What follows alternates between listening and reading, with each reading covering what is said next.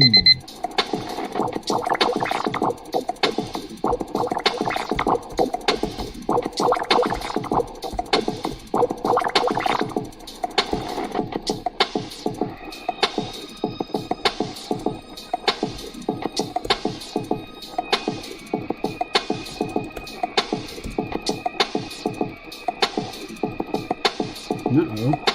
What's going on?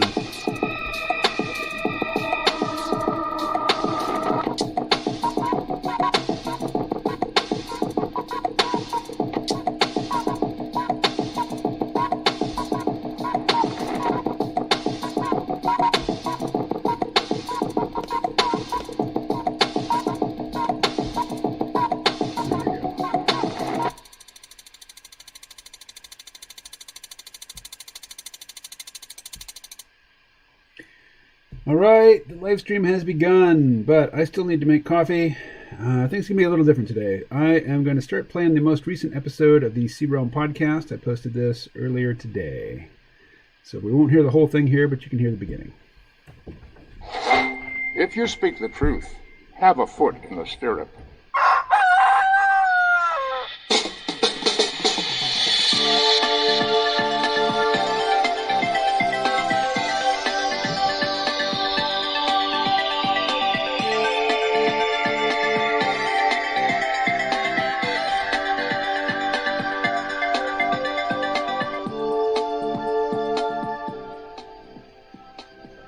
Hey everybody, KMO here with the final C-Realm podcast of the year 2020. I've done fewer than 12 podcasts this year, I think. I mean, of the main C-Realm podcast, the free podcast. I've done quite a few more C-Realm Vault podcasts. And in fact, what you're about to hear, I initially recorded as a C-Realm Vault podcast, but I thought, you know what? It's time to talk to the big room. Talk to the people who don't hear from me so often. So I hope the C-Realm Vault listeners will forgive me for sending this one out to the wider world, in lieu of giving it just to you, the paying customers. So I've been podcasting for 14 years now. And over that time, pretty quickly actually, I developed a very formulaic approach to introducing each new podcast. You've heard me say it hundreds of times, most likely. Hello and welcome to another installment of the C-Realm podcast. I'm your host, KMO, and this is episode number 566, COVID Epistemology, with Robert Brown, prepared for release onto the World Wide Web on Sunday, December 20th, 2020. Well, I just said it, but, sort of in scare quotes, because I'm not going to put this podcast out today. I'm definitely going to record, edit, and then sleep on it.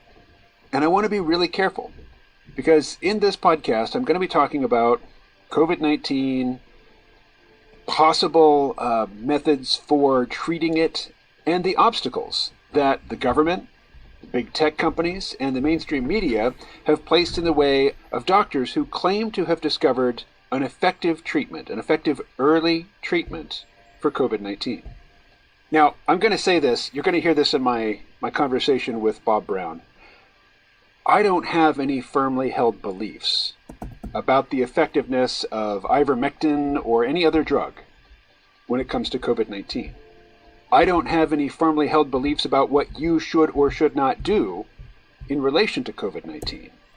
I don't have any firmly held beliefs as to what meta-narrative you should gravitate to. And most importantly, I really want to stress this up front, it is my intention to provide absolutely no advice whatsoever.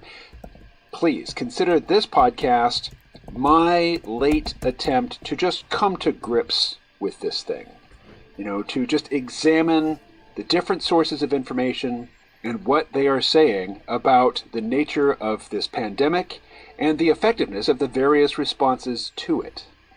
To start with, I'm going to play you some highlights from a Senate committee hearing. This is the HSGAC, or Homeland Security and Governmental Affairs Committee. The chairman of this committee is Senator Ron Johnson, who is a Republican from Wisconsin. So let's just hear Ron Johnson's introductory remarks.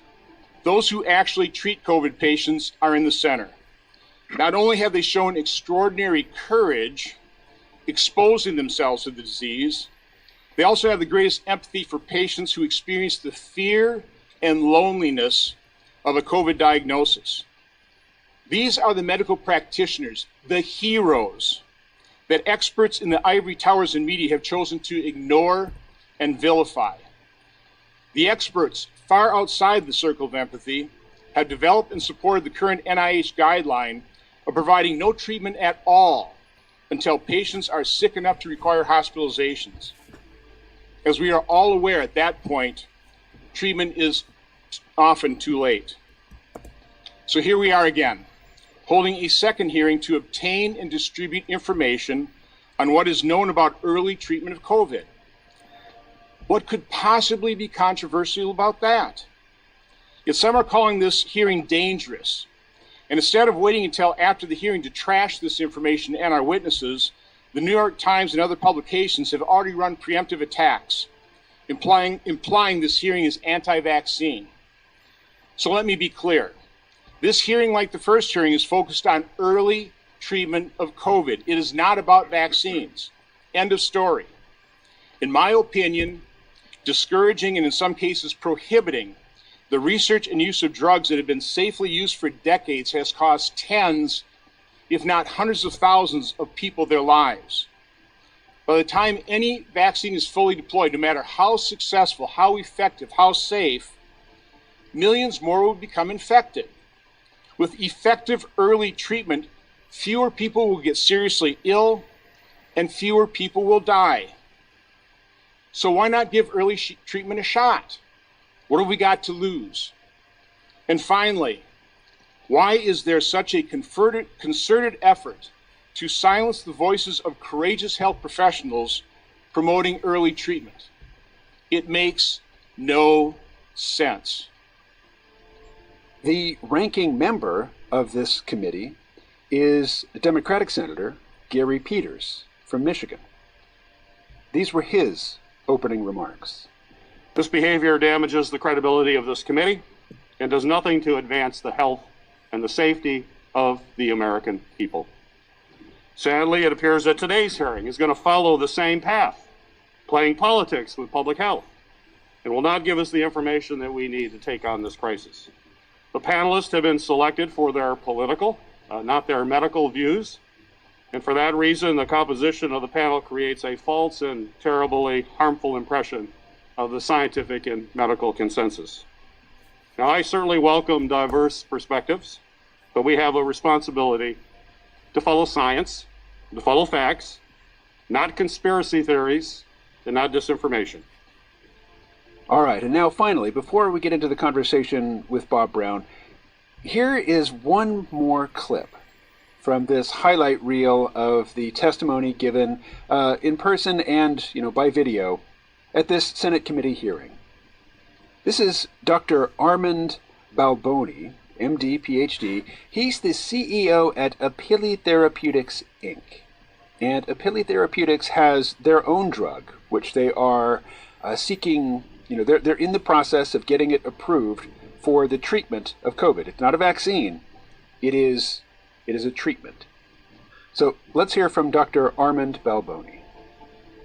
I never thought I would have to say this, but I am a lifelong Democrat with a subscription to the New York Times. And I have to say I was quite dismayed this morning and almost didn't participate when I saw the news that I was participating as a fringe member of an anti-vaxxer group. That couldn't be further from the truth.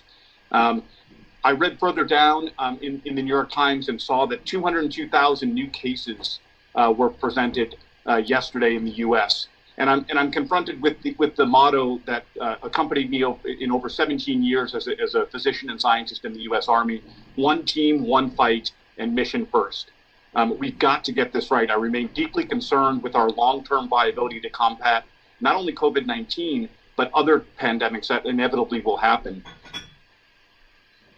Again, this is me picking and choosing from what is essentially a highlight reel, of the long day of testimony at this Senate committee hearing. So this is basically my skimming the top off of somebody else's having skimmed the top off of the larger body of testimony, which, is so long, I'm not going to get through it. Again, I'm calling this episode of the podcast COVID Epistemology. Now, here's the thing. Epistemology is the study of knowledge. It examines the questions, how do we know what we know? What are the rules for deciding what is a valid piece of evidence for a belief? How do we prioritize or choose between seemingly conflicting pieces of evidence? How do we determine what we believe is true? Given the internet, you can dive deep into any topic, and if you go into it with the mindset of, I believe X, and I'm looking for evidence in support of X, you'll find it. It doesn't matter what X is.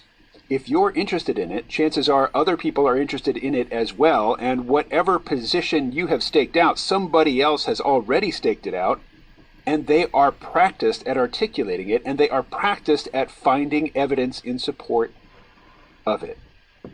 Now, in the conversation with Bob Brown, you're going to hear a mention of Dr. Merrick and evms.edu, where you can find this 2-page PDF basically with some recommendations for prophylaxis, which is to say prevention, or the treatment, the at-home early treatment for mildly symptomatic patients who have COVID-19. This protocol recommends the use of a generic, very cheap, readily available drug called ivermectin, which is used for parasitic infections, to treat parasitic infections.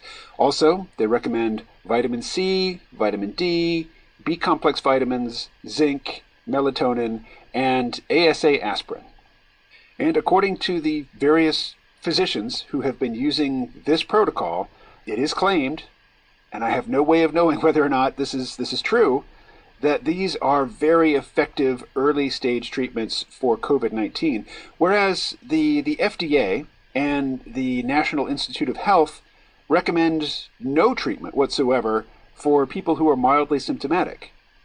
It isn't until people are admitted, patients are admitted to the hospital, that the NIH or the FDA has anything to say about, the effectiveness or the desirability of administering any particular drug. But by that time, for a lot of patients, it doesn't matter what you do. You're basically just going to put them on a ventilator and watch them die. So the drug you're going to hear a lot about in this episode of the podcast, and if you're interested in this topic, you probably know more about it than I do. And I need to be really clear about that. I've been avoiding this subject.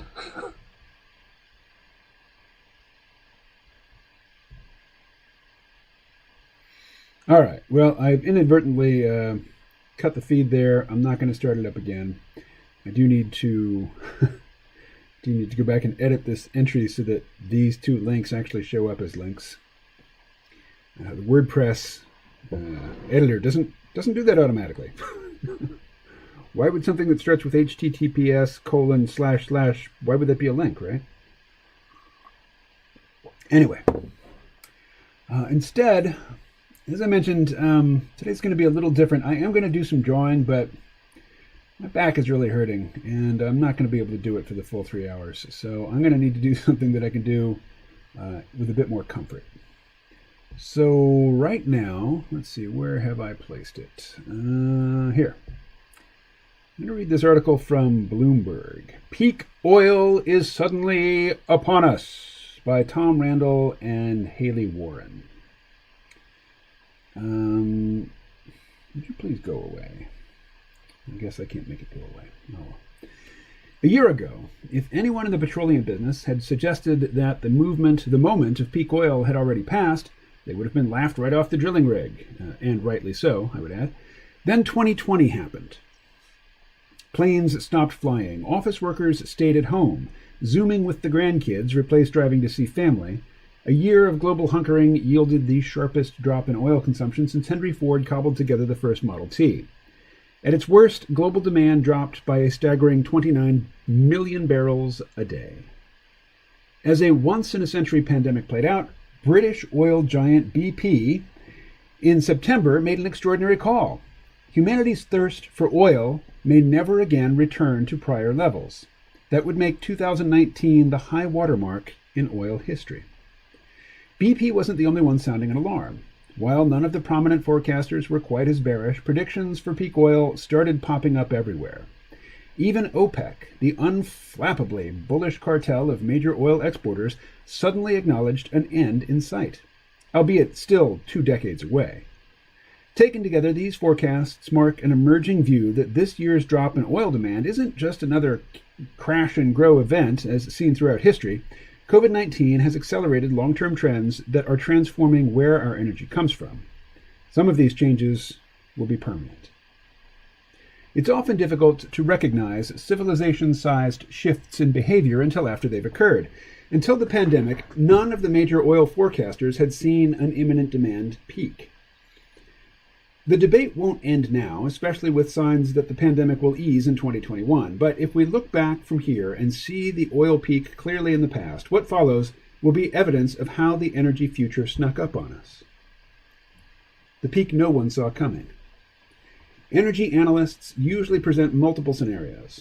The gap between each forecast comes down to differing assumptions about government policies, economic conditions, and consumer preferences for such things as new electric cars and solar panels. A business-as-usual scenario assumes little impact from policy shifts or new technology. Most analysts had only predicted declining demand for oil in improbably green scenarios that could only be achieved with far stronger global climate policies. What made BP's 2020 forecast unique is that peak oil now snuck into its business-as-usual baseline. If technologies and pollution rules improve, the drop-off in demand would be even more swift. So here, let's have a look at this chart here. Sneak oil peak. BP presents 3 scenarios for oil demand. Each one is already on the downslope. So here we are in 2020. Here, let me grab the stylus so I can point. Yeah, here we are, into 2020. So there was a major fall off in demand. You know, as the article said, people stopped flying on planes, people stopped driving to work. There's a lot more supply than there is demand right now. And here's the business as usual projection. And you can see this is for the next 20 years. It's basically a plateau, slightly falling off as we get, past 2030 toward 2040. Well, here's the rapid scenario. Again, 2010, 2020, 2030 is probably right in here. A little after 2030, in the rapid fall off scenario, well, as you can see, it falls off very rapidly. And then the net zero scenario, where we really, kick that green energy production and carbon sequestration and carbon offsetting and all the other things that are going to bring us to net zero carbon emissions by 2040. Well, then the demand for petroleum is really falling off. All right. Continuing from the text of the article, the prospect of a 2019 peak went largely overlooked when BP released its highly regarded energy outlook in September.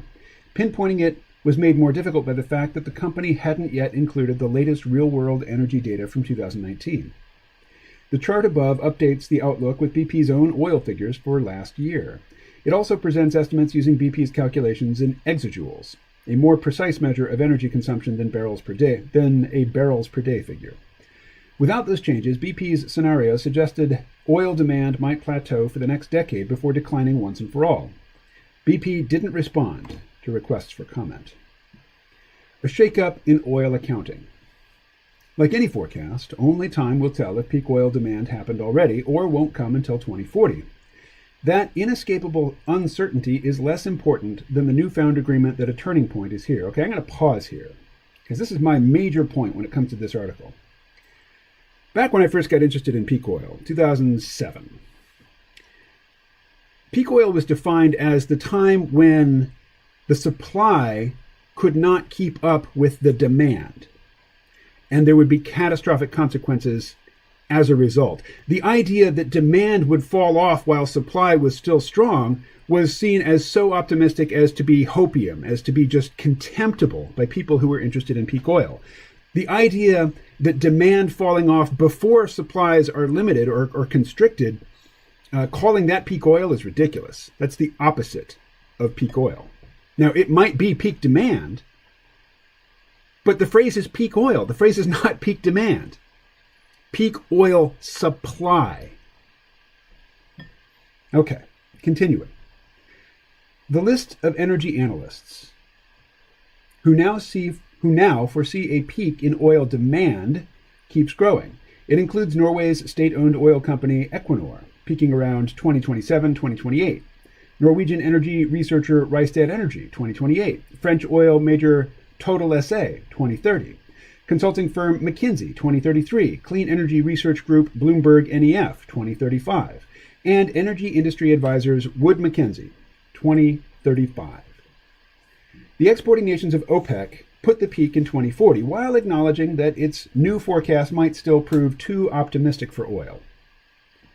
Notable exceptions include the International Energy Agency, which sees demand plateauing but not quite peaking, and the U.S. Energy Information Agency.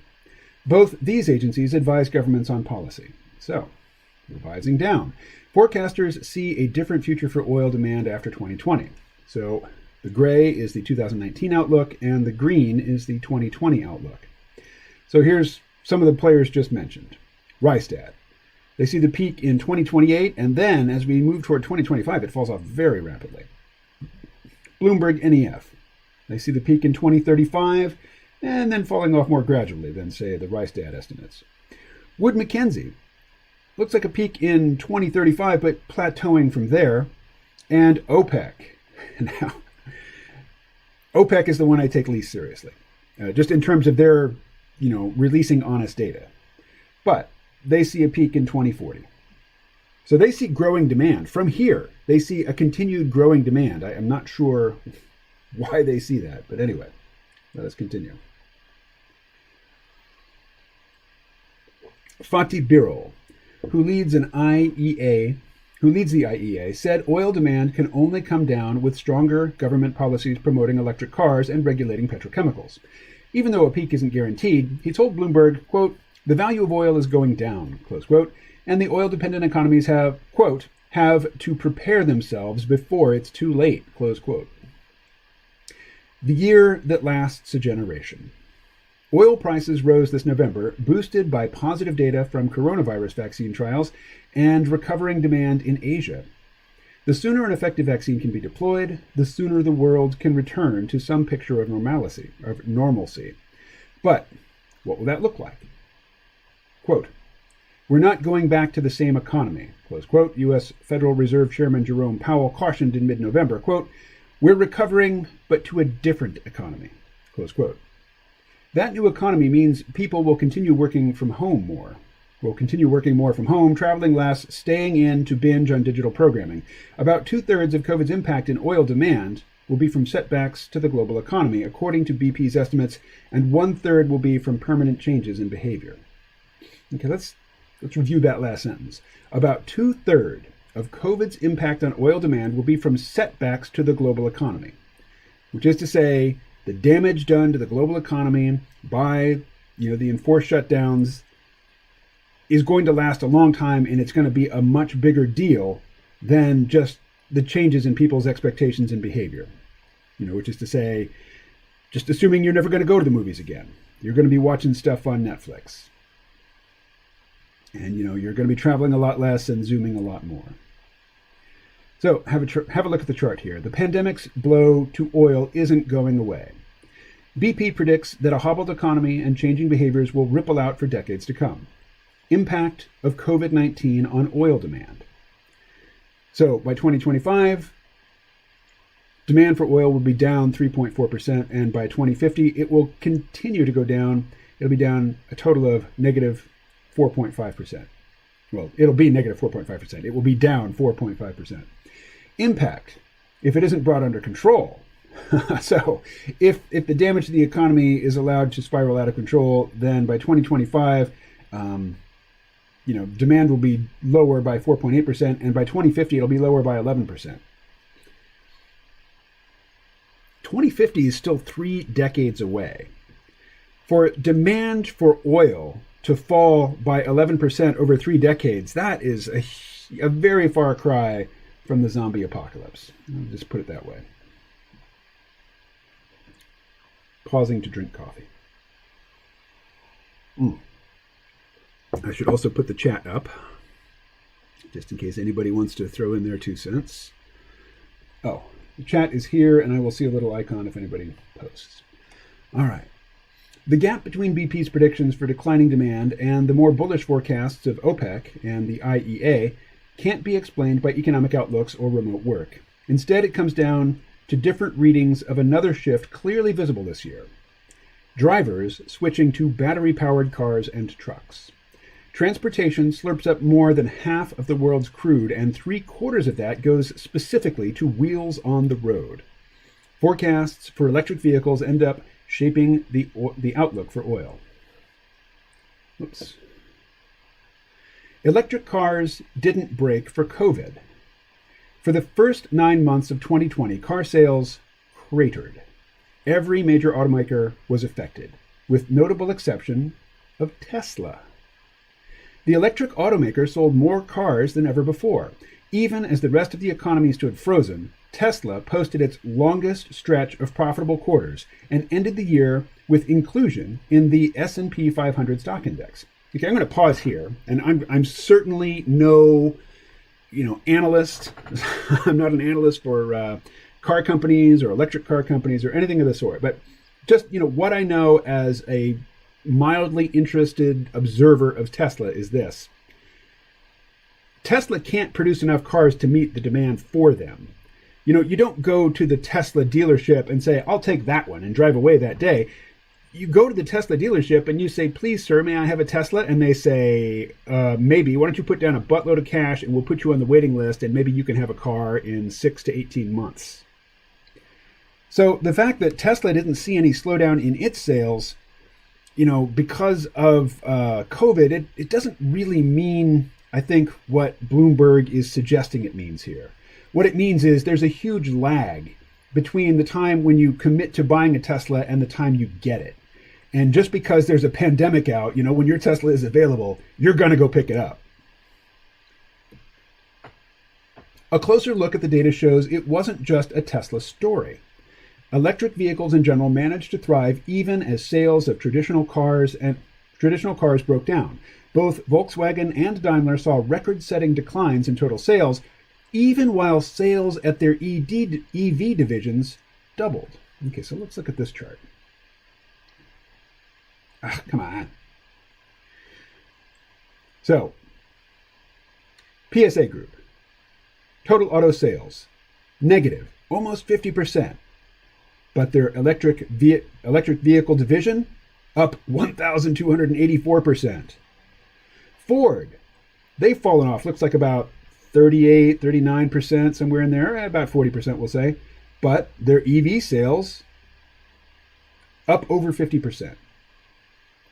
Volkswagen, again, they're down, looks like about 25% total. But in terms of their electric vehicle sales, what is that, like 70, 80% increase? Same with Daimler. So even if you put aside my Tesla story about, you don't just go to the dealership, pick one out and drive it home, other manufacturers who presumably don't have the same problem, delivering as many cars as their consumers demand, they still see sales rising, even in, 2020 COVID nightmare. For backers of electric cars, 2020 was a gut check. It could have been disastrous. Some of the most important EV models to date were launched smack in the middle of the pandemic, including Tesla's Model Y sport utility vehicle in February and Volkswagen's ID.3 hatchback in September. If consumers rejected them, it could have set back EV investment by years. They did not. At a time when the world turned upside down, sales of electric cars defied gravity. No comeback for fossil fuel cars. During the lockdowns of 2020, city skies cleared of pollution. Bike sales took off. Ethanol, intended to be used for gasoline additive, instead made its way into hand sanitizer. In many places, the faltering economy wasn't a reason to eliminate environmental regulations. It became a moment to double down. The divided fortunes of internal combustion engines, ICE, and electric drivetrains was first noticed in 2018, a year when EVs bucked the trend of slowing auto sales. Some analysts started to wonder if fossil fuel vehicles might ever return to sales levels of 2017. Back then, the idea of peak ICE was just a theory. The pandemic made it real. The internal combustion engine is history, says this next chart. The pandemic made it clear gasoline cars have peaked. So in black, we have sales of internal combustion engine vehicles. In gray, of plug-in hybrids. Dark green is fuel cell cars, and that's just this little fringe right down here. That's almost nothing. And then the bright green is electric vehicles. So 2015, here we are in 2020. And so everything to the right of this point is projection, which is weird because I don't know where they get this sliver of fuel cell cars. I mean, this is presumably hydrogen fuel cell cars. That requires a nationwide infrastructure of hydrogen refueling or some way to, swap out depleted cells for new ones. I don't know where this data comes from. I mean, clearly it's not data, it's a projection. For peak oil to stick, it will require gradually supplanting more than 1 billion vehicles in the world. It also means batteries will have to prove themselves in challenging new markets, such as freight trucks, which account for more than 15% of oil use, and gas-guzzling pickup trucks, which in 2020 surpassed car sales in the U.S. for the first time. I see so many enormous pickup trucks out there on the road. The immaculate beds of these trucks are empty. There's one driver in there. These guys could be driving a Prius. They could be driving a smart car or a Fit or, something itty bitty tiny. But for reasons of psychology and marketing, they drive a behemoth. Okay, rant over. Batteries for everything on the road. Automakers are working on 35 new all-electric vehicles to be released next year, according to a tally by BNEF. In 2020, Tesla broke ground on a factory in Austin, Texas, to build pickup trucks and big rigs. Well-funded EV startups Rivian and Lucid Motors put the finishing touches on their make-or-break vehicles. Volkswagen sold the first cars on its new modular platform, underpinning dozens of future electric models. Chinese automakers prepared for debuts in new Western markets. BYD's Tang EV600, Geely's Polestar 2, and Xpeng's P7. I'm not familiar with any Chinese auto manufacturers. So, please forgive me if I mispronounce those names. Here are some of the most hotly anticipated models getting ready to hit the streets in 2021. Okay, Volkswagen ID4 cost $40,000. Goodness, for that? Has a range of 250 miles. All right. Ford Mustang Mach-E. Well, Mustang's a very expensive car anyway, but $60,000? Really? Maximum range 300 miles. Lucid Air, $170,000? Now, here's the nice thing about it. Estimated range up to 517 miles. For my purposes, all of my driving is long-distance driving.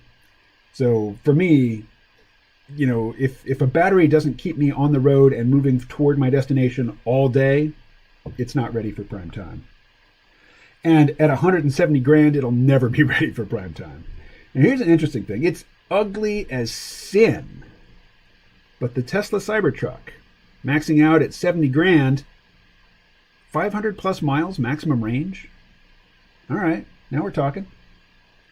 Rivian R1T, $75,000, estimated range 300 plus miles. Yeah, decent.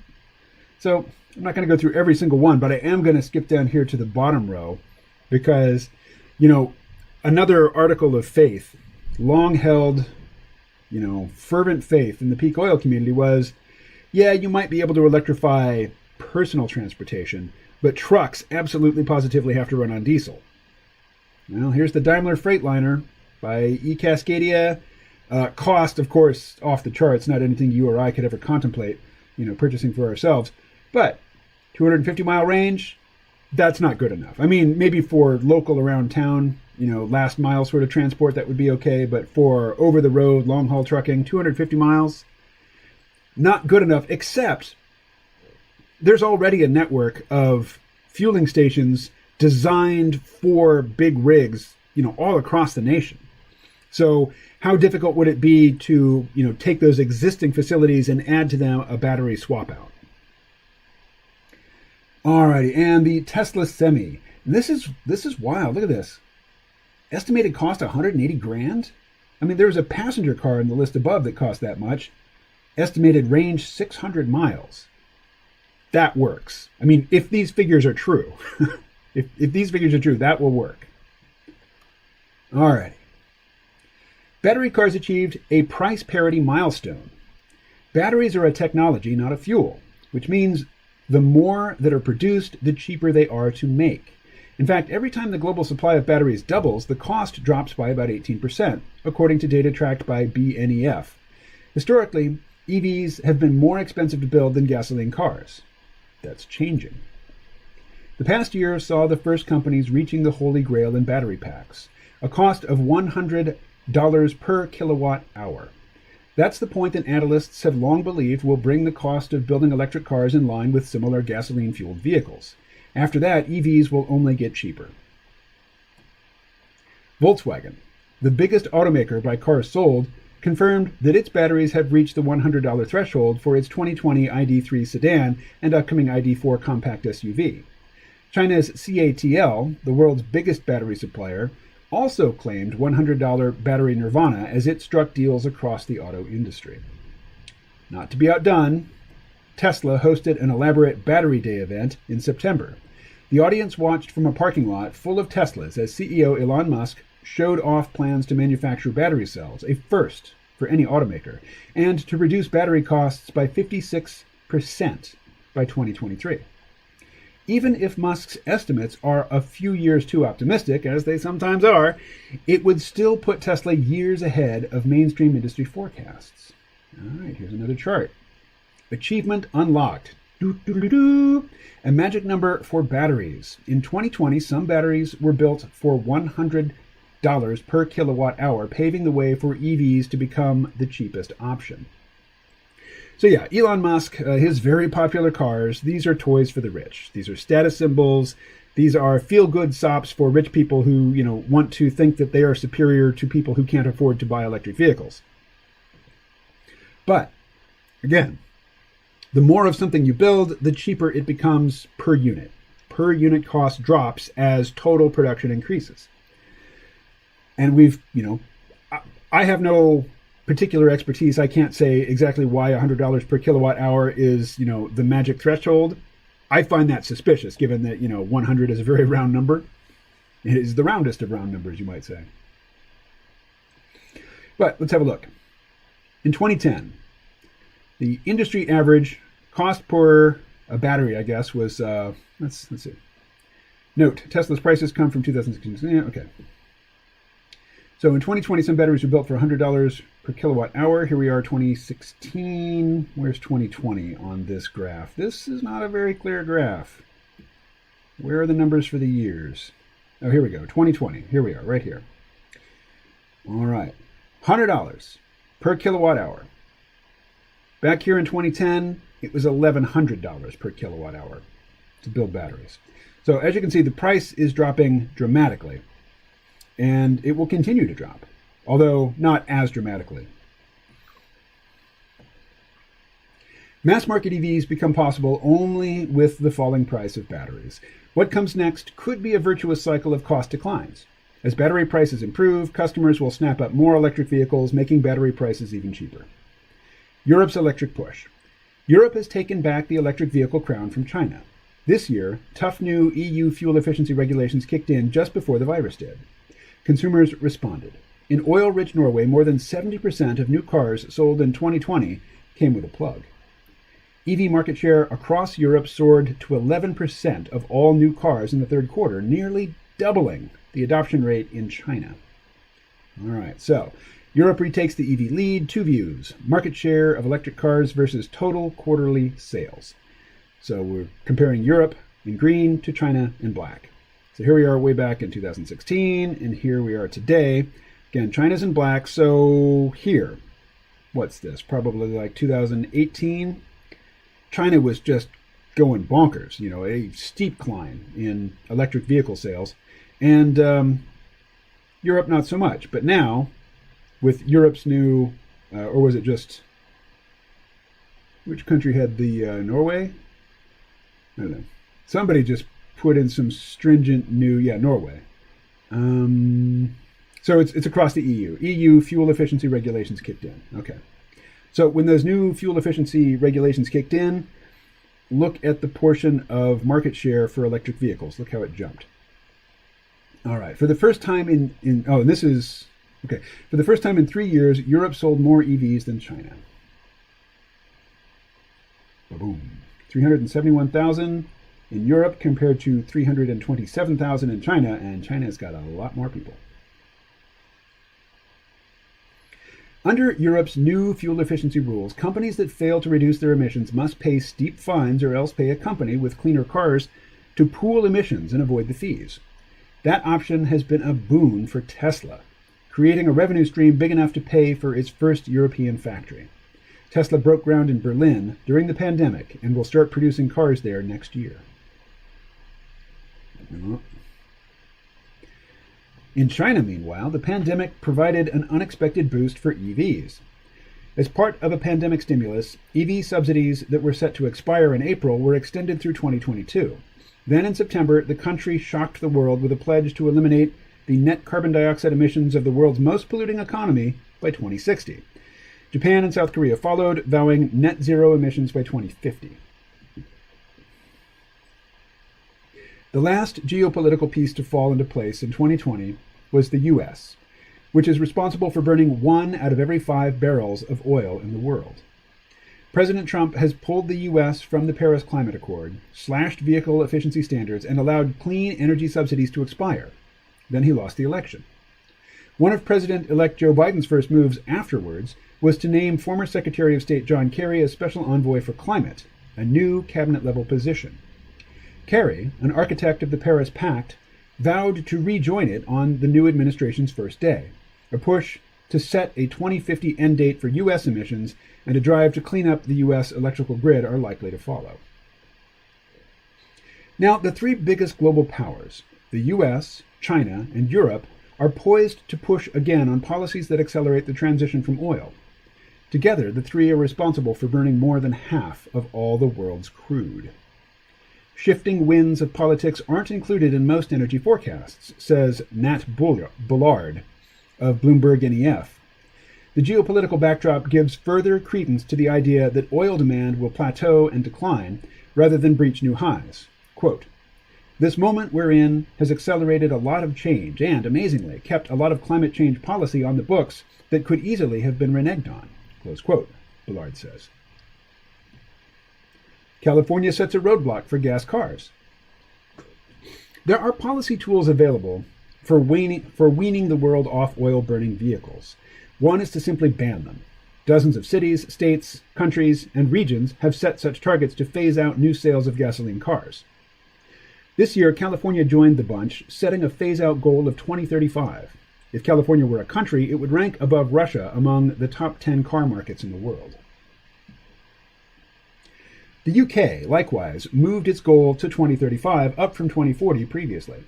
Prime Minister Boris Johnson also required that any new car sold after 2030 must at least have a hybrid drivetrain capable of running on a battery. The Big Bang Theory. Wait, let me pause here. Benarubber, Ice Age Farmer would gobble this up. He has years worth of food shortage imminent videos. Ice Age Farmer has been saying the pandemic is a scam to engineer food shortage, burning CAFOs down, selling more soybeans, primary livestock feed to China, and looking like we'll run out before next season. Alrighty. Big Bang Theory. California joined 12 countries, setting an end date for new fossil fuel vehicles, and the UK moved its target forward from 2040. Alrighty, so Norway, looks like they're going to be banning ICE vehicles by 2025. Lots of other Scandinavian countries, along with Ireland, Israel, and Sweden, in 2030. Scotland, what is that, like 2032? The UK and California by 2035. Again, the more electric vehicles are built, and the battery is the big expensive part, the cheaper per unit cost we get. So by 2035, particularly with UK and California banning the sale of internal combustion vehicles entirely, that's really going to push auto manufacturers to to transform their production lines from ICE vehicles to electric vehicles. Particularly once ICE vehicles have not only reached price parity with ICE vehicles, but are even cheaper to manufacture, they also require less maintenance. Now, the hybrid vehicles require more maintenance, but EV-only vehicles require less. Because, gasoline, burning gasoline under your hood is a very corrosive process. And Canada and France by 2040. Most of these bans aren't codified into laws, at least not with repercussions for cheaters. Instead, policymakers use them to support ambitious policies along the way that are necessary for hitting the target. California has successfully used similar long-term targets to shape its renewable energy policies, making it one of at least a dozen U.S. states that have policies to eventually mandate entirely green electricity grids. 21st century power transitions. At a London hotel in February, British Petroleum's new chief executive, Bernard Looney, delivered his first speech from a podium bedazzled with a green reimagined BP logo. He described one of the industry's most far-reaching plans to cut net emissions to zero in 30 years. 2 months later, Royal Dutch Shell, you don't see that in print in the US very often, Royal Dutch Shell. There's a Shell station at the bottom of my hill here. It doesn't say Royal Dutch Shell, it just says Shell. I think it masquerades as an American company here in the US. 2 months later, Royal Dutch Shell said that it too would zero out emissions by 2050. In May came Total SA, France's biggest oil producer, Spain's Repsol, and Italy's Eni, had made their own pledges back in 2019. While key details varied and were sometimes conspicuously lacking, net zero emissions became a sort of demarcation line drawn through the oil industry. Lined up against the old guard are the oil companies that no longer want to be known as oil companies. It's difficult to tell which came first for the transitioners. Did a changing outlook for long-term demand result in an overhaul in business strategies? Or were the forecasts for peak oil meant to justify a new business strategy born of public pressure? Perhaps a bit of both. And for the end result, it may not matter. For investors, one thing is clear. The oil patch has lost its shimmer. Exxon, which was the most valuable company in the world as recently as 2013, was removed from the Dow Jones Industrial Average Index this year. It's now vying to remain above the market value of Next Era Energy, Inc., a Florida-based mega utility focused on wind and solar, which briefly overtook it in October. That paragraph is shocking. 2013 was 7 years ago. Tesla's stock this year has been on a record-breaking tear, surpassing the value of the next 5 automakers combined. Okay, I'll pause and say that that's ridiculous. Given the number of cars that Tesla builds and sells, the fact that it's worth more than the next 5 automakers combined is just ridiculous. But anyway, stock markets reward growth. Just look at Amazon's sky-high stock price back when online retail was still a novelty, or Netflix's valuation when cable TV still dominated. So that's basically an answer to my objection right there. I'm not sure I'm convinced by it, but, I do remember when Amazon's stock price was sky-high and Amazon was either still losing money quarter over quarter or, just barely breaking even. When it comes to the future of oil demand, the market is speaking very clearly. So next chart, 21st century power transitions. Green here is Tesla's stock value. So Tesla stock value tops the next 5 automakers combined. All right. So I guess the next 5 combined is in black and Tesla is in green. So, that could be a peak like this one. It could drop down again. But still, this is one company, and they make a lot fewer cars than I'm guessing any of those other 5. Next Era overtook Exxon for the first time in October. So Next Era in green, Exxon in black. Exxon not doing well, falling year over year. But, Next Era, it's not growing dramatically. This is a pretty steady climb, really. The term peak oil didn't always refer to demand. Okay, this is This is from my rant earlier on. It started with the premise that the world's supply of crude was finite. Eventually, no matter how hard drillers tried, they wouldn't be able to pull more oil out of the ground. A transition crisis would ensue. Some call it the long emergency. The peak oil hypothesis dominated economic thinking for decades, but it turned out that with fracking, deep water drilling, and oil sands, there's a lot more oil than we once thought. More recently, the idea of a demand-driven peak took hold. Petrostates fear it. Environmentalists pray for it. The writing is all over the bloody wall. The reason so much attention is given to peak oil is that it can be a turning point for a market where oil is scarce to one where there's more cheap crude than people know what to do with. The risk of investing in new oil supplies increases. Investors pull back. Political power wanes. In many ways, big oil already began transitioning to an era of excess supply during the oil crash of 2014 to 2016. In the years preceding that crisis, oil prices averaged roughly $110 per barrel, and most forecasts imagined similar prices for decades to come. Then came a glut of unexpected supply, driving prices down to less than $40. The value of oil assets was written down by more than $500 billion, according to data collected by research firm Evaluate Energy. The outlook never recovered. In the first half of 2020, when oil demand suddenly vanished in the pandemic, the industry wrote down a fresh $170 billion. For U.S. companies, it was the equivalent of 18% of proven reserves. That's money wiped from the books because companies no longer believed in the value of their oil deposits. The 2020 write-downs are exceeded only by the second half of 2015, the peak of the last crisis, and there's more to come. Exxon on Monday logged record charges as much as $20 billion. For the 5 Western super majors, the 2020 write-downs have already exceeded the last crisis by far.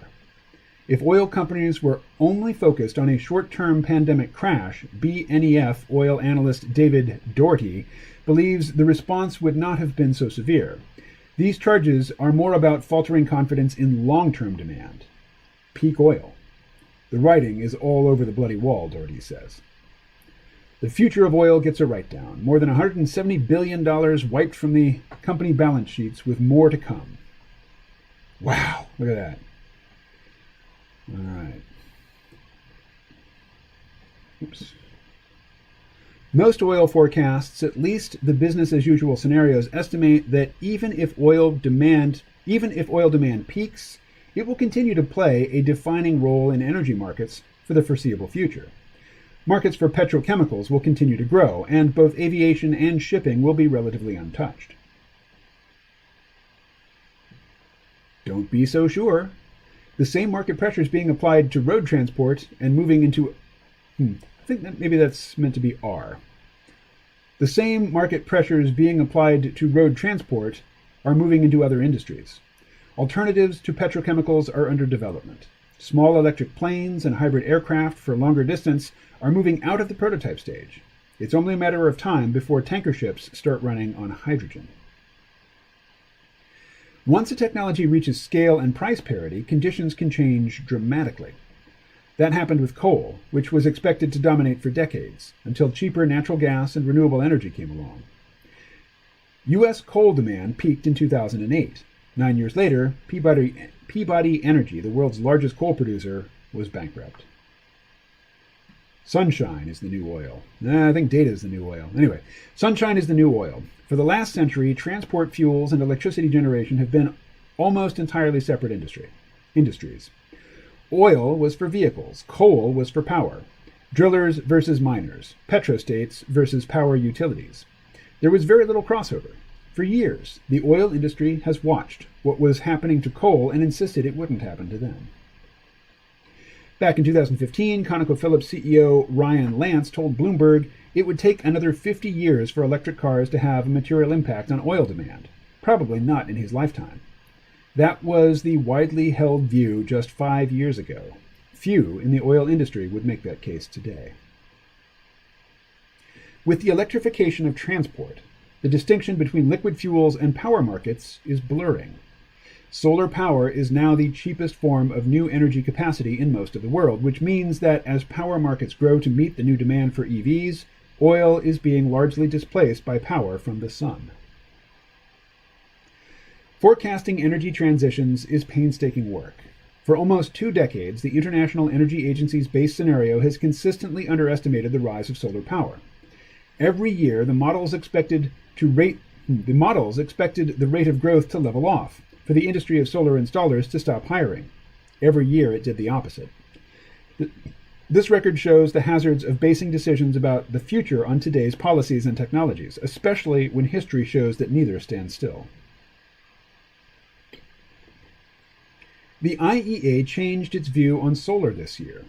In the introduction to its 2020 World Energy Outlook, the IEA's Birol dubbed solar, quote, the new king of electricity, close quote.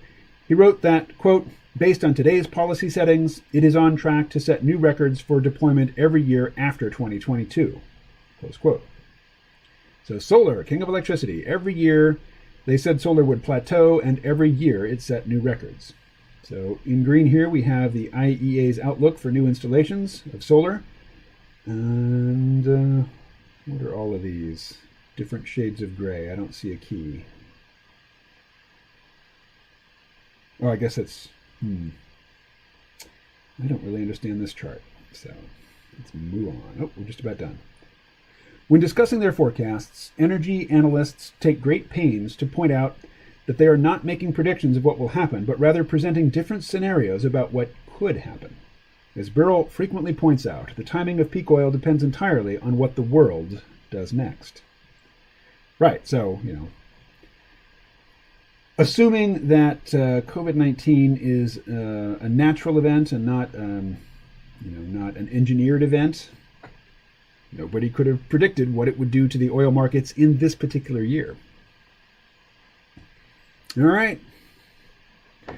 So what do you think of that? Starting a live stream with a reading. Now, I was going to host a discussion, but there's nobody in the chat talking, really. So I guess it's time to draw. All right. Let's start in fresco, as always.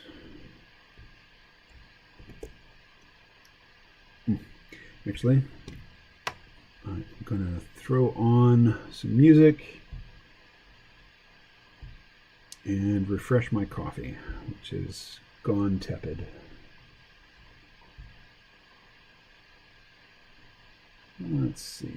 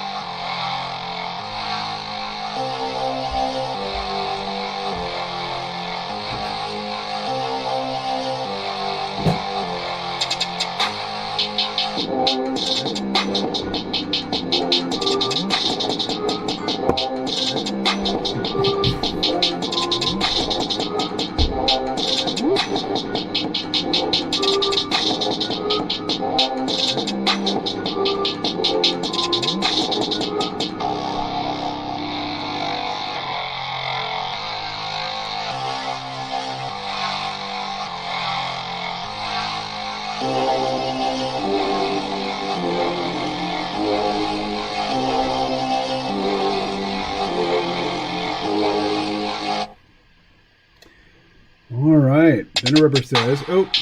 The song was over. Now it's over. Let's see.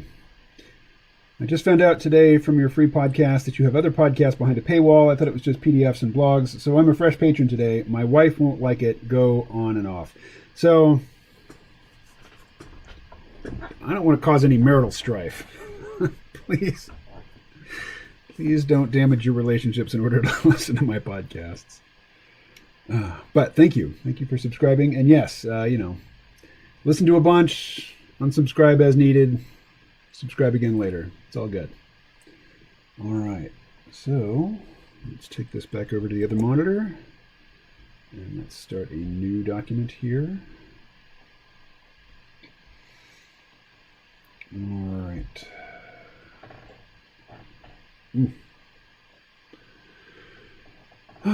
So Ben Rubber, where in the world are you? So that last one that started on a black background, I liked that. We'll do that again.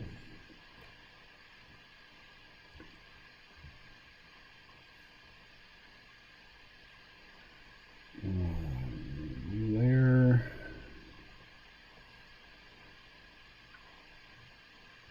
Let's see. How about... let's start with rakes. I like rakes. Rake pressure, what does that do? Get wider the harder you press? Yeah, that's pretty cool.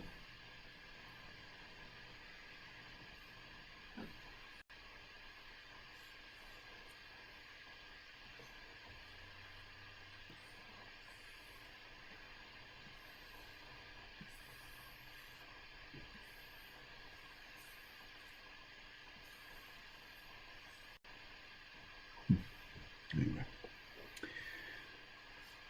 just messing around here.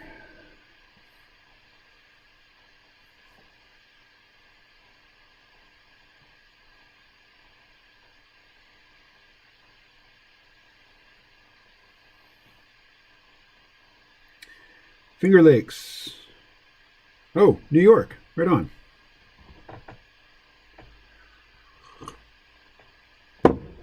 Wasco Lake. Let's see, I'm going to look that up.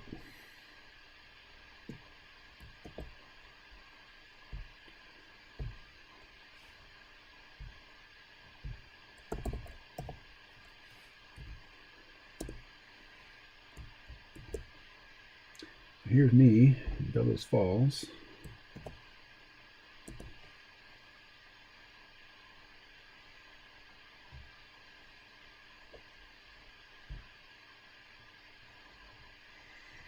Of course, driving is still the standard. Now, how long does it take? Well, let's say home.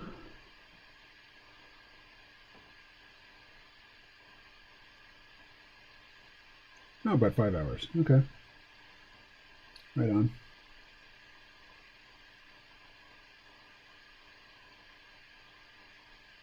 Very good. All right.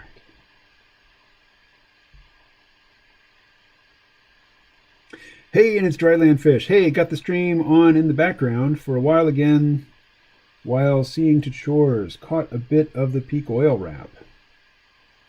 Harriet Tubman, Theodore Case, invented sound for movies, and William Seward have historic homes here. Oh, right on. Yeah, I like starting with an article for live streams. Okay, yeah. So I will put out a call for articles, because that one that I just read was from Danger Dead Nettles, who was not around to hear me read it and comment on it. But these streams are all archived, and actually more people seem to watch the archived, or maybe listen to the archived versions than take them in live. A quaint little drive. Yeah, 5 hours. 5 hours is not a lot for me. I mean, as I mentioned with EVs, if it can't keep me on the road moving toward my destination from, I won't say dusk till dawn, but, more like mid-morning until late night, it's just not good enough. Not for my needs. Alrighty, so all of this back to the other monitor, and let's draw a bit. Let's start with a brush of some kind. How about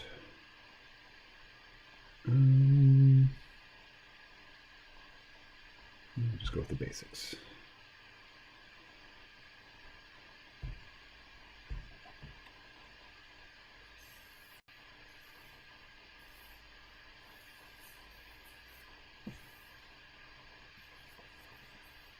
This brush is way too fat for my needs today.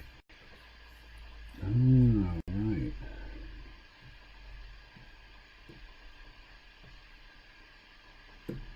Yeah. Okay, so yeah, Ed can be the one to do that.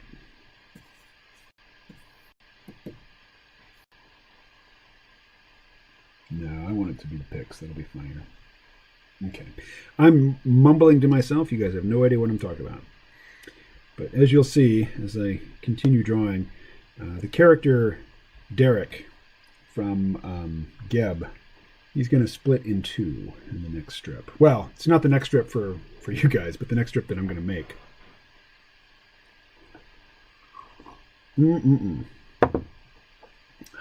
Let's see. Better. Okay. So again, let's delete this layer. Okay.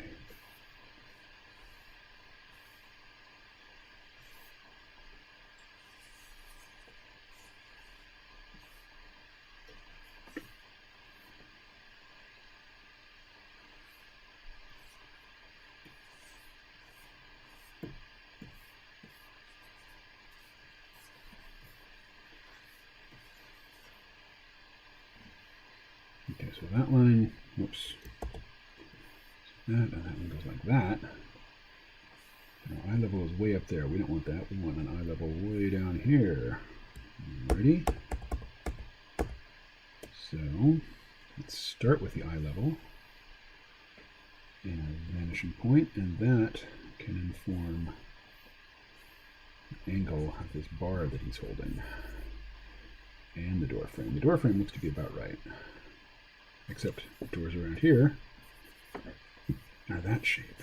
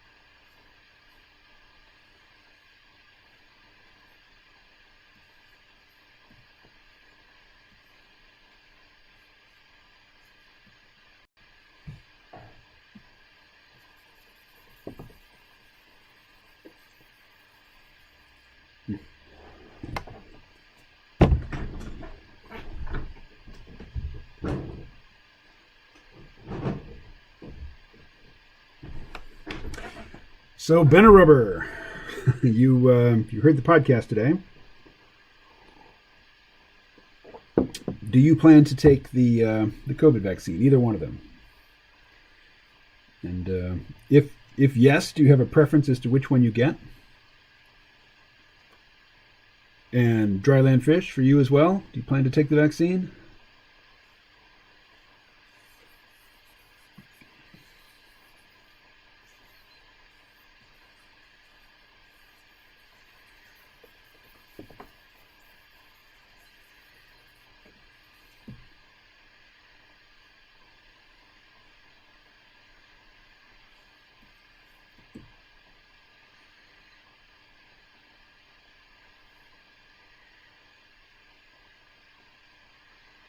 Maybe he should hold on to that with two tentacles. Maybe not. We'll see.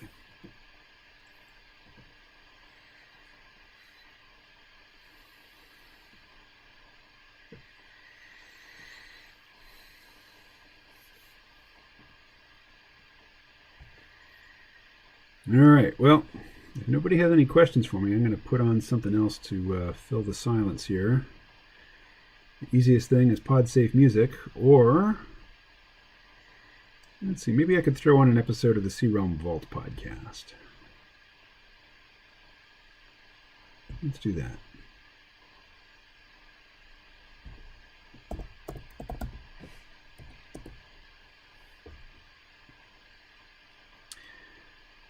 Which one?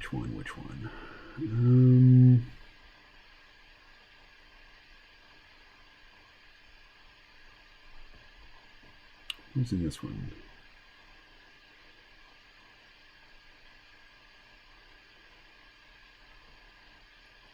Interesting. So here's a podcast that I posted on December 13th of this year, so about a week ago. Here's the description. Here's a Vault episode that considers a conspiratorial take on the pandemic response and gives even more serious consideration to the class historical struggle between capitalists and workers over the topic of automation. I don't remember what's in this episode. I made it, I wrote that description, and I don't remember what's in this episode. So, let's listen. C-Realm Vault Podcast, episode number 383. Sunday, December 13th, 2020. The light of consciousness shines on everyone, but not everyone gains access to the vault.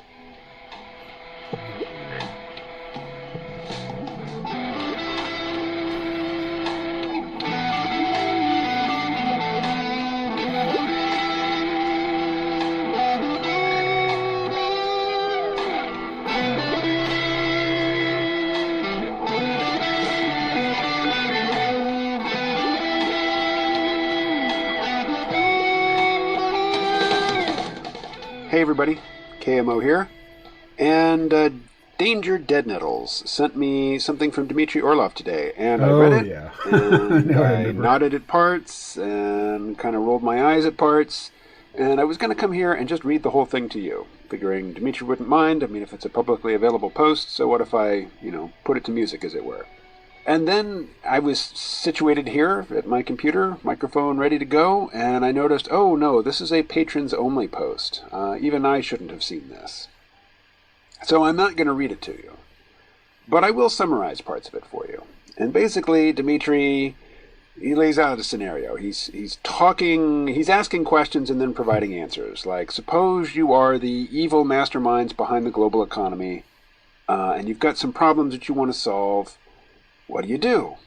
What are the problems, and what do you do about them? Well, one of the problems is peak oil. So, his position is pretty familiar to anybody who's, been in the peak oil scene, that fracking, while it has kept things going much longer than anticipated, can't go on forever, and that, most fracking companies fail, and that, the party will soon be over. And that's a problem. So what does this virus, which is not particularly, dangerous on its own. Most of the people who die from it probably would have died from something else pretty soon. What does this virus get us? Us, the global elite. Well, it allows us to put the economy into a medically induced coma. And also, by, propagating fear of infection, we're getting people to move out of the cities, to disperse themselves across the landscape, and we're sifting. We're finding out who can telecommute and who can't, whose labor is actually necessary and whose isn't. But not only is the plan to distribute people around the country, get them to disperse from the cities, go out into the hinterlands and work from there. Once the spreading is effected, then you want to lock things down so people can't travel easily.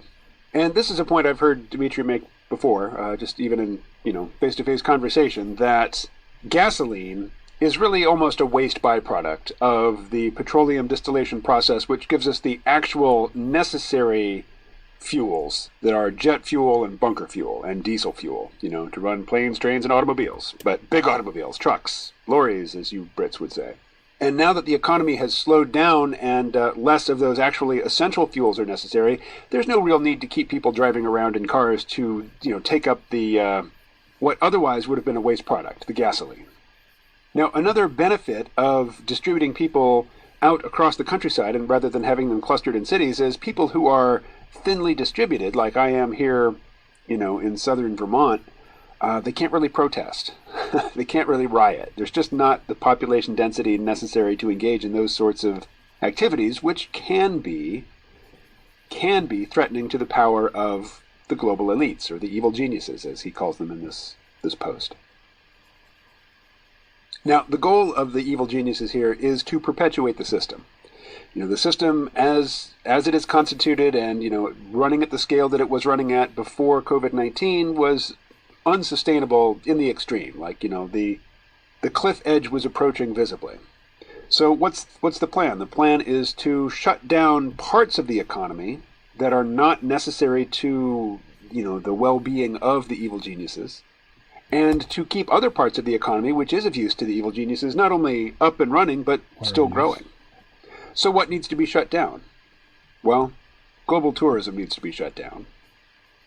And the virus has done a great job at, throttling the airlines and depressing hotels and just about everybody, every other sort of business that depends on routine global pleasure travel. He says that cruise ships are being cut up for scrap metal. And he also, you might say asserts, you might say postulates, he's just spinning a scenario here. And in this scenario that he's spinning, which is seemingly congruent with observable facts on the ground, that one of the essential ingredients in getting people to run away from the cities is to let crime and the sort of protests we've seen this year run rampant. That drives the rich people away, it drives the conservative people away, the cautious people, the people who are, who don't want to be associated with that sort of civil unrest and disturbance, who don't want to be subject to it and who certainly don't want to participate in it. It prompts them to insulate themselves and to make themselves not dependent on the cities. Which, again, is great for the powers that be. Go live in the woods, go live in your commune, unplug as much as you can from the system, which is to say, release the system from any obligation you thought it owed you to help sustain you. That's a point I've been making forever, is that, turning on, tuning in, and dropping out is great for the man when the man's job is to provide for everybody and the man doesn't have the will, the wherewithal, or the skills to do so. Another benefit to this plan is that when you deliberately encourage cities to collapse into chaos under rioting and looting and protests, that what you're doing is you're encouraging the criminal class, basically young men with nothing to lose and lots of testosterone and no girlfriends, and that's my addition, no girlfriends, and really nothing materially to lose from going out and battling the police or whatever. You basically, this is an invitation for the criminal class who can be legally enslaved in the United States under the 13th Amendment to raise their hand, step forward. Who would like to be the new slave labor? So in cities which are thoroughly surveilled, not only with cameras, but cameras that are powered by AI with facial recognition and all sorts of machine learning algorithms which can take all manner of data from different sources and turn it into a step-by-step, turn-by-turn timeline of where any individual has been in recent history. It is very easy to identify the criminals and to hunt them down, capture them, and put them to work at either no pay or $1 an hour or $1 a day, something absurd. Slave wages. So one of the points of putting the global economy into this, deliberately induced economic coma is it's basically a stress test to see which economies are stable enough and robust enough to endure this and emerge from it. And another thing it does is it gives the evil geniuses time to solve some major problems which have been vexing them for some time. For example, the longevity of the population. People are living longer. They're scheduled to spend much longer in retirement which is to be funded by retirement programs, retirement funds, pension plans, things that were designed in an era where people didn't live nearly as long. They don't really work when people are living 2-3 extra decades. Those people either need to get back to work or they need to die, but they can't just sit in retirement for decades at a time. Retirement was never meant to sustain people for decades at a time. Another problem, according to Dimitri, a problem for the evil geniuses, is automation. We have too much of it. We need to shift production, we need to shift physical production back to manual labor. At the same time, the elites still definitely need artificial intelligence. And one of the reasons they need artificial intelligence is they want to dumb down the population in order to prevent them from, effecting any sort of resistance to this plan. So human intellectual activity will increasingly be taken up by AI running on cloud servers somewhere. But in terms of, robots making stuff, better to train the monkeys to turn the wrenches themselves. And finally, the problem of reclustering. Once you have sifted the economies to see which ones sink and which ones are able to swim, at least, in this circumstance, then you want to take the winners and you want to cluster them together into, new alliances, new supply chains, new cultural and economic cooperative arrangements. And to just discard the rest. And that reminds me of Peter Zion's notion that, the United States, which for the latter half of the 20th century and well into the first 2 decades of the 21st century, has been the guarantor of safe passage on the high seas. Anybody can travel the seas, and you don't need armed escorts for your commercial vehicles. You can just set out from anywhere to anywhere, pretty much, and you don't have to worry about fending off, armed attacks.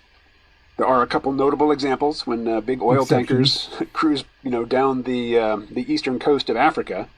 There's a lot of very poor people there who have discovered that the tanker companies have no appetite whatsoever for armed conflict and would rather just pay the ransom, whatever it is.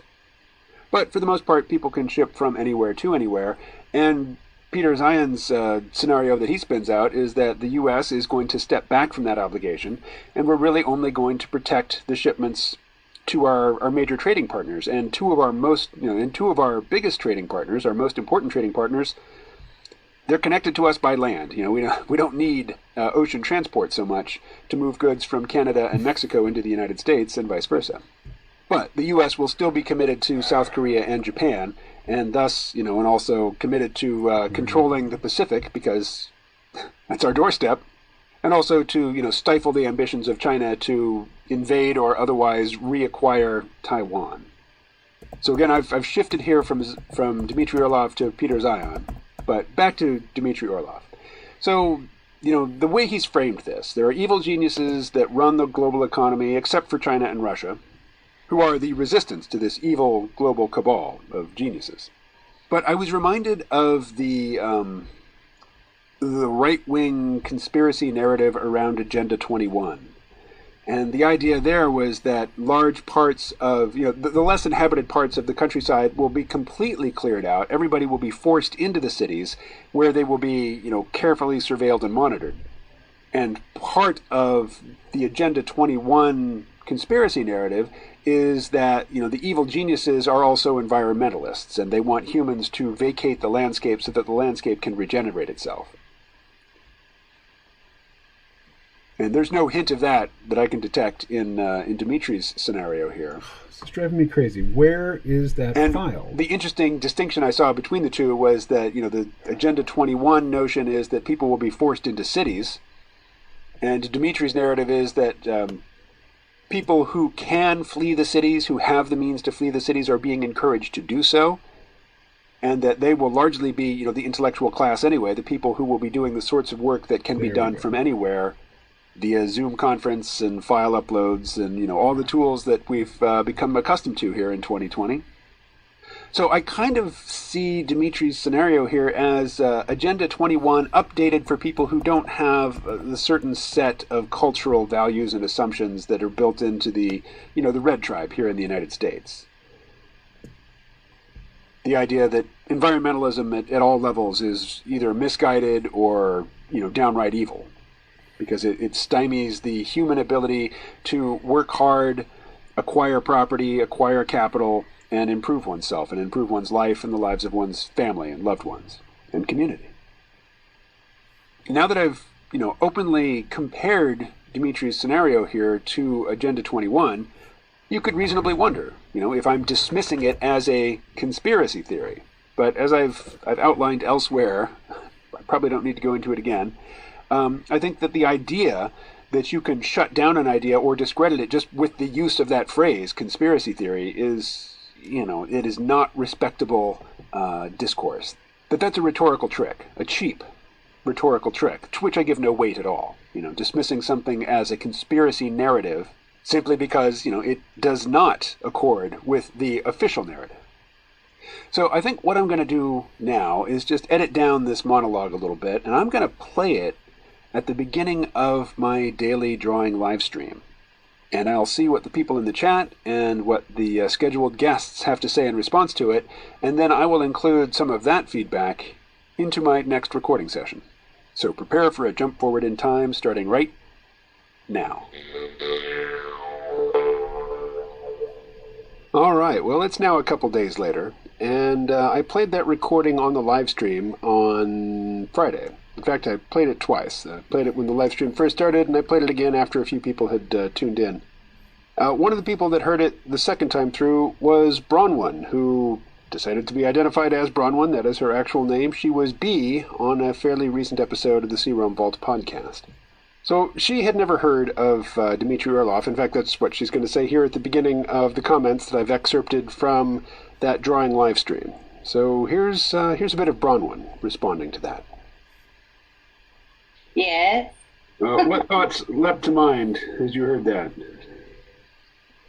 Oh dear. Well, I have never heard of Dimitri before, so that was an introduction to me. Is this a friend of yours, KMO? He is somebody with whom I am personally acquainted, yeah. Oh. I know. I was just curious, just because it's not that I would expect myself to know who this person was, but it was an interesting theory he has about the pandemic. I had a couple questions that I feel like I should do some research before I actually comment, but ask the questions right now, and Les and Ed and maybe Dryland Fish here in the chat would have good answers. Sure. Well, you and or he keeps referring to these evil geniuses, and I wish there was specificity around who the evil geniuses are, or who he is referring to specifically, rather than just this sort of blanketed statement of evil genius. So I had that question. And then the other question was, I need to refresh my mind on what the 13th Amendment stands for, which is interesting because I've recently started rereading the Constitution. So, which is not an easy read in case you decide you wish to do it. Bible. Yeah, it's similar to the Bible. That'll be the next one. Often quoted Little Red, yeah. So Exactly. Often quoted Little Red. So, Venerable says, the conspiracy happy Corbett report guy, James Corbett, I think is his name. I haven't listened to him since I lived in Arkansas back in 2008. Anyway, had pointed out that there was a conference where they went through what would happen if there was a coronavirus pandemic. Lots of his videos get me to wonder. So the Pentagon had issued some sort of report to the president's office a year or more ago, warning of the likelihood of some sort of respiratory virus, a pandemic that is based on a respiratory virus, and they described what they thought were the steps that needed to be taken in order to prepare for it. And that went entirely ignored, much like the Bin Laden plans to fly buildings or fly aircraft into buildings report that they issued to the Bush administration. Alrighty, so that's our vanishing point. Top of the door. I should do all this on a different layer, actually. Oh, I should check my phone. It is 4:30 a.m. in the Philippines. That's surely not Rose contacting me.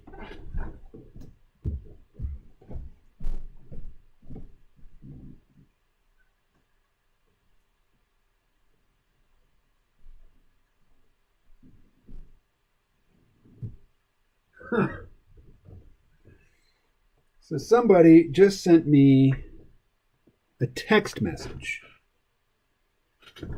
Their phone number is 970-901-0055. Would you like a chance to earn money weekly with MGM Reports wrap ad on your vehicle? No, as I don't have a vehicle at this time. Oh boy. So I mentioned a couple weeks ago, I guess, that my whole life I've been seeing commercials for Doan's pills. They're not called Doan's pills anymore. That language is not. That language doesn't play well for contemporary audiences, but now it's just Doan's. Magnesium silicate tetrahydrate, 580 milligrams. And, because I had back pain. And I'd been hearing commercials for these for years, and I always ignored them because I just figured they were acetaminophen or something like that. Just, one of the over-the-counter pain meds. It doesn't really do shit. But I got them, and I took 2, and like magic, my back pain went away. I was like, what the hell? An over-the-counter drug that actually works? What? And on the package, it suggests that like the standard dosage is 2 of their tablets, or caplets, as they call them.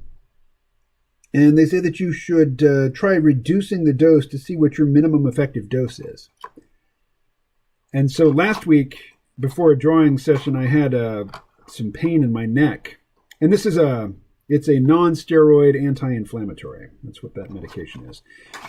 So instead of taking 2, I took 1, and it worked. I thought, awesome.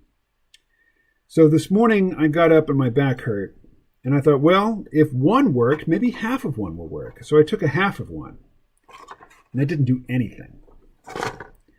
So then just before this live stream started, I took a whole 1, and my back still hurts, but it's been an hour and a half. I think it should have kicked in by now. So I might just take the second one. Anyway. Corbett would say the evil geniuses are associated with the Bill and Melinda Gates Foundation, maybe George Soros. Yeah, those are popular villain characters for right-wing conspiracy theories. Left-wing conspiracy theories, I think, tend to focus on just normal people. It's like there's just an army of bad, evil, white supremacist Nazis out there. But the right-wing likes, name brand stars for their villains. The conference was like a few months before the breakout. I'd be interested to know what the name of the conference was. And if you know which episode James Corbett was, when he said all that, I'd be interested to hear it. As I said, I haven't listened to James Corbett in forever. Forever.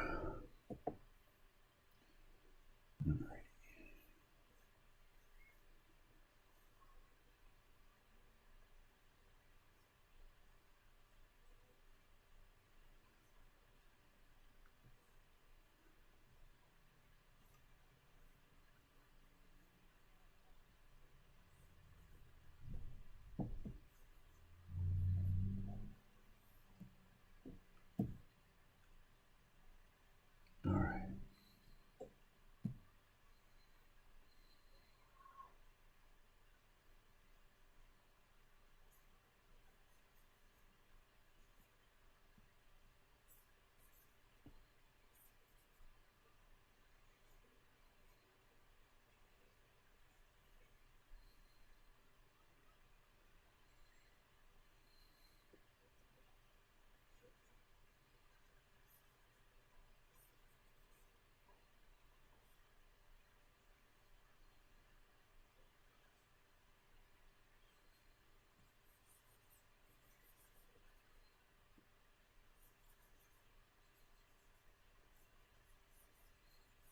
Okay, Pix is very skinny.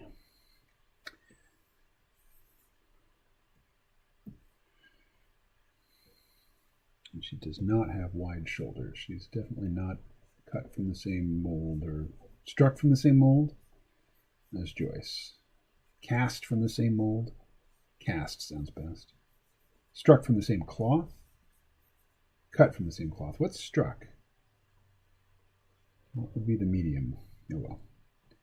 Doesn't matter.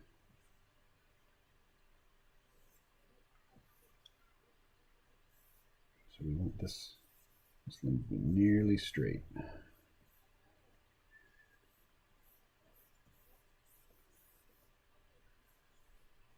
Wrap around 3 times. What do we got here? I stumbled upon Century of Enslavement, about the Federal Reserve documentary he made years ago, a couple of weekends ago, so I've been binging his videos. Let me see if I can find it. Thank you.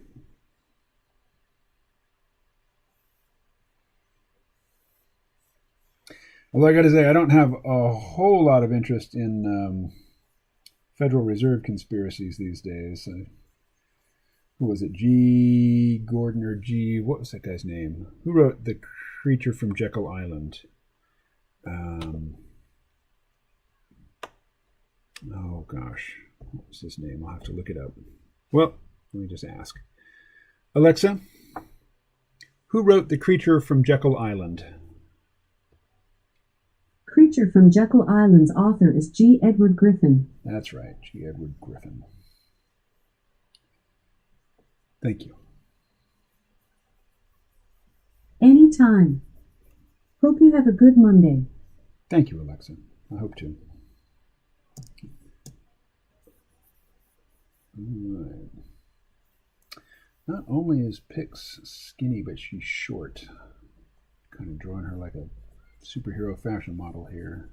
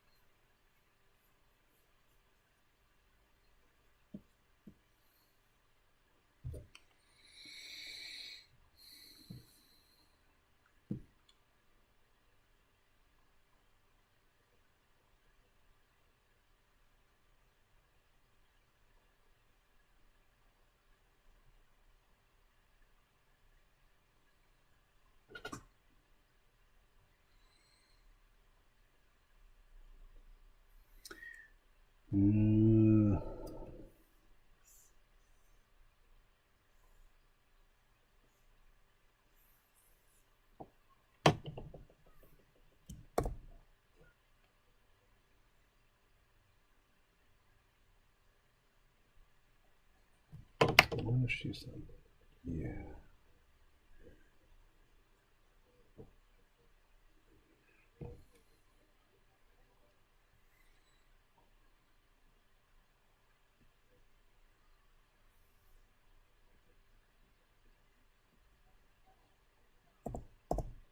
Oh, right.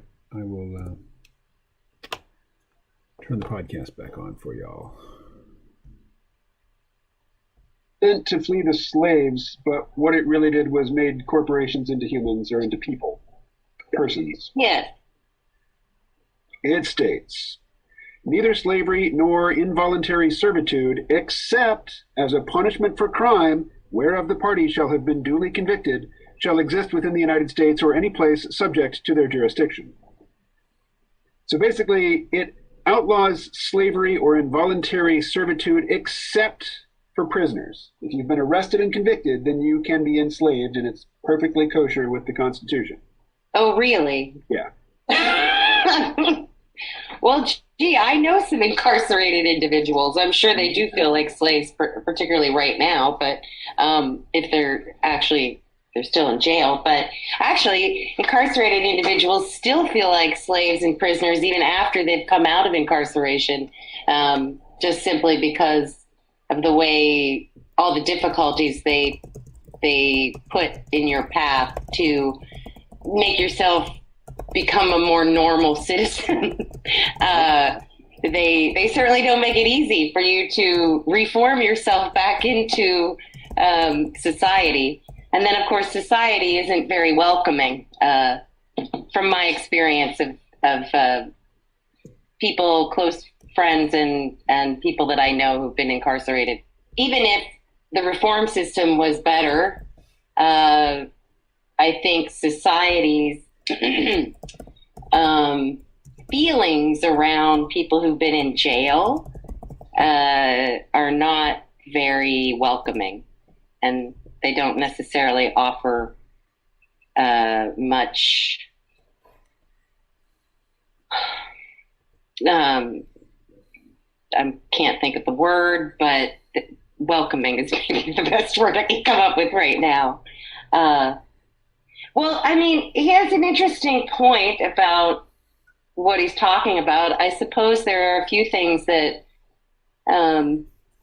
that I sort of, well, things I've heard before from other conspiracy theories about the pandemic and about COVID-19.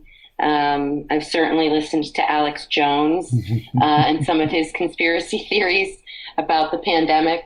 And I don't discount them, and I don't consider, just because somebody says it's conspiracy theory, I actually look things up and fact check things. So if somebody calls it a conspiracy theory, that's just an opinion.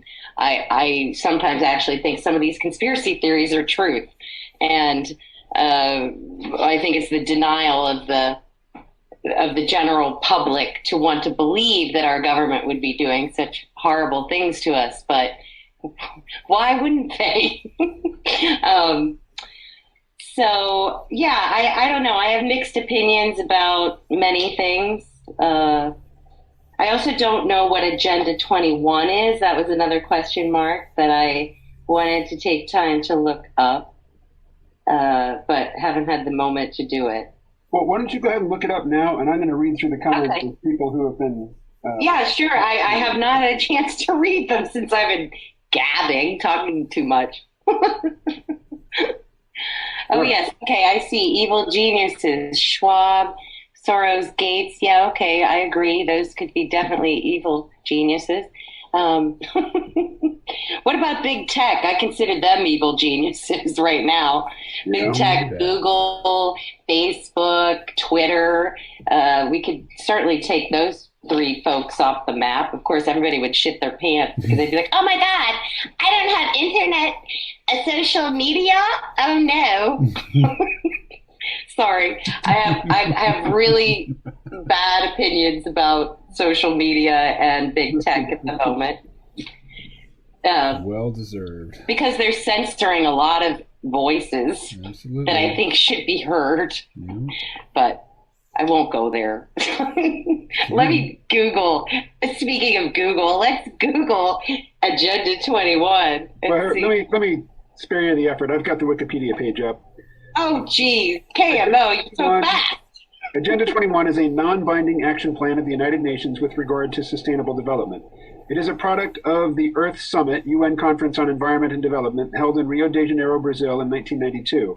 It is an action agenda for the UN and other multilateral organizations and individual governments around the world that can be executed at local, national, and global levels. One major objective of the Agenda 21 initiative is that every local government should draw its own local Agenda 21. Its aim initially was to achieve global sustainable development by 2000, with the 21 in the agenda referring to the original target of the 21st century. So that's the above the folds definition on Wikipedia, but now I'm skipping down to the conspiracy theories section. And it reads, far right-wing groups. Now, remember, Wikipedia is an extreme left-wing organization. So anything having to do with the right wing, they're going to slant it really hard. So this is the Wikipedia take on the right-wing take on Agenda 21. Far right-wing groups, including the John Birch Society, assert that Agenda 21 is part of a scheme using environmental protection as a cover to impose a worldwide dictatorship. During her 2014 U.S. Senate campaign, Joni Ernst promoted a conspiracy theory claiming Agenda 21 would force Iowa farmers off their land and into the cities. So the Agenda 21, the right-wing conspiracy theory version of Agenda 21 is governments are going to push everybody into cities. They're going to make all wilderness areas no-go places for humans so that the wilderness can recover. And people living in the cities will be living under heavy surveillance. So it's the Alex Jones globalist long-term assault on individual freedom. So the fact that you've been listening to Alex Jones but you haven't heard of Agenda 21 just shows that you haven't been listening. Well, I mean, I don't listen to him all the time. I only listen to little bits and pieces because it's more things that my partner listens to. But I've heard of Agenda 21, but I haven't done a deep dive in. It occurs to me, since Alex Jones has been kicked off of YouTube, would YouTube object if I were to play Alex Jones stuff on a live stream? Would that get me in hot water with YouTube? It's an interesting experiment. I don't know if I'm going to run that experiment, but it's an interesting thing to ponder. Any of the conspiracy thoughts. I have my own thoughts about what I think about what's going on in the country and with our government, but I don't always scroll through things and listen to stuff because I don't have time, because I'm trying to be an artist and earn a living, which I have none right now. So between running around trying to earn an income, which is non-existent, and then do my own art, I have a hard time keeping up with all of the things I want to listen to in terms of podcasts and conspiracy theories and whatnot. But from my own observance of what's been happening since last February, I have my own opinions, but they're only my opinions. And sometimes I refrain to say all my opinions simply because they're controversial. All right, that was Bronwyn, and as you can tell, the part of it that she really focused in on was the 13th Amendment and the fact that slavery is legal. And that's not some hyperbole. That's not some weird slanting of the 13th Amendment. That's how it's written. It says that slavery shall be prohibited except in the case of criminals and the punishment of criminals, where their labor can be coerced. But I also shared this with Jim D. Jim, your ad attacker of the Attack Ads podcast. And at first, I just sent him my summation of what Dimitri said and, my commentary. And when he wrote back, it was clear that my encapsulation wasn't very good. He took Dimitri to be making arguments that, as far as I can tell, Dimitri wasn't actually making. So I did send Jim the full text of Dimitri's post, and he responded with the following. Jim wrote, I still balk at some of his assertions, his being Dmitri Orlov's, most notably the downplaying of fatalities. A woman at work has been sick since July. She got every symptom, cranked up to 11. She also tested negative 9 times. Therefore, his WHO IFR, which stands for World Health Organization infection fatality rate, which, being a scientific outfit and stuff, I strongly suspect cannot attribute a fatality to someone who tests negative, no matter how many times the test is administered, is likely challengeable to the point of nullifying it. Health professionals, like my neighbor nurses, 2 anecdata points there, now treat symptoms and ascribe it to the plague official, no matter what the test says. That won't change the WHO, but it boosts on-the-ground info. In an earlier email, Jim had written the following. People moving to the countryside would be necessary if we are to re-labor agriculture, to de-mechanize crop tending. These could be good jobs, though I doubt they will be. That trend is already starting. As I mentioned in our last conversation, the Joel Salatins of the world have been making some impact. If what they say were ever to affect crop subsidies, we could see a voluntary repopulating of the country in the next few years without engineering any plagues, since that absolutely isn't happening. My former objections to agriculture stand. If these evil geniuses wanted to ruralize the populace, they would have started with farm subsidies that drive workers to the cities and reward the biggest combines, trends which are damn near universal in many industrialized nations. I also reject his declaration of automation needing to be reduced. As we discussed in that etherealization/ephemeralization conversation, automation gets better and more energy efficient, so there's little reason to switch to PEEPs just yet. And his crime wave declarations don't pass the smell test. I live in what was described as a hotspot of such protests/crime sprees. So Jim lives in Seattle, and in Seattle we had the CHAZ, the Capitol Hill Autonomous Zone, later renamed the CHOP, the Capitol Hill Occupied Precinct. I think that's what CHOP stood for. All of what we learned in this, we saw on the telly. It didn't happen here. Maybe a few miles away, but our friend living there thought it was a paradise that reminded them of the 60s, and that friend is over 80. Therefore, crime? Maybe culture changed, driving out the more staunch liberal haters. That's all I can accept of that statement. All in all, I eye-roll attributions of central control of massively spread conditions. This is not to say there aren't those who think themselves in charge, only that the conditions are so much better explained by the less nefarious. I think those countries destined for the meat hook, as he said, hung themselves upon it. They were not, so well hung by others. I could also change my mind in the next 5 minutes. Jim. Okay, so as to what I'll just call, Dimitri's conspiracy theory surrounding COVID-19, again, the fact that I call it a conspiracy theory doesn't mean that I'm asserting that it's false. But it is a narrative about conspiracies among powerful people that affect everybody. Now, of course, conspiracies do happen. Do you think all of the mainstream Democratic challengers to Joe Biden just happened to drop out the day before Super Tuesday, and that Elizabeth Warren just happened to drop out the day after? Was that all just uncoordinated? Was that just emergent behavior? Or was there a conspiracy there? I'm 99.999% certain that all happened as the result of a carefully orchestrated conspiracy, largely within so-called Obama world. All right, so in all of that mess, there was the mention of automation. And in Dimitri's formulation, and granted, I don't read his stuff regularly, so I'm drawing a lot of possibly erroneous conclusions about his message from this one post that somebody shared with me. But in it, he said that automation is a problem for the elites, or the evil geniuses. And as far as I can tell, the only problem with automation is that it's not good enough yet to allow them to unleash, the actual deadly virus that's going to kill off 97% of us.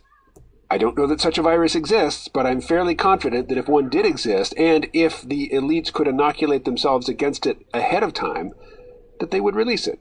Is that crazy talk from your perspective? If so, that's okay.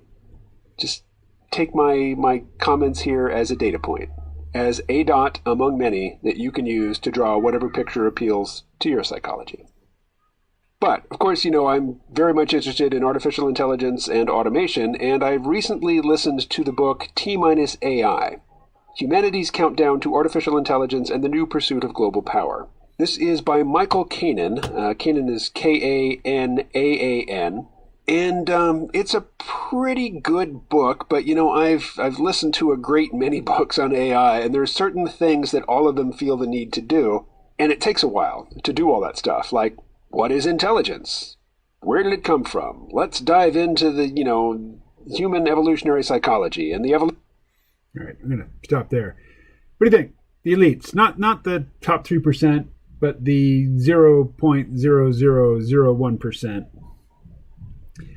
If automation was really good and they didn't need human workers, and they had access to a plague that would kill all humans except for the ones who were inoculated against it ahead of time, which is to say, them, the 0.001%, and their servants, do you think they'd get rid of humans?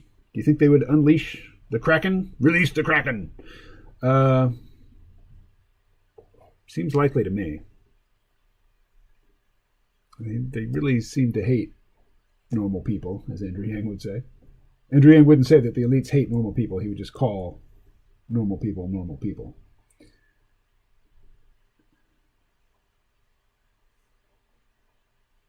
All right.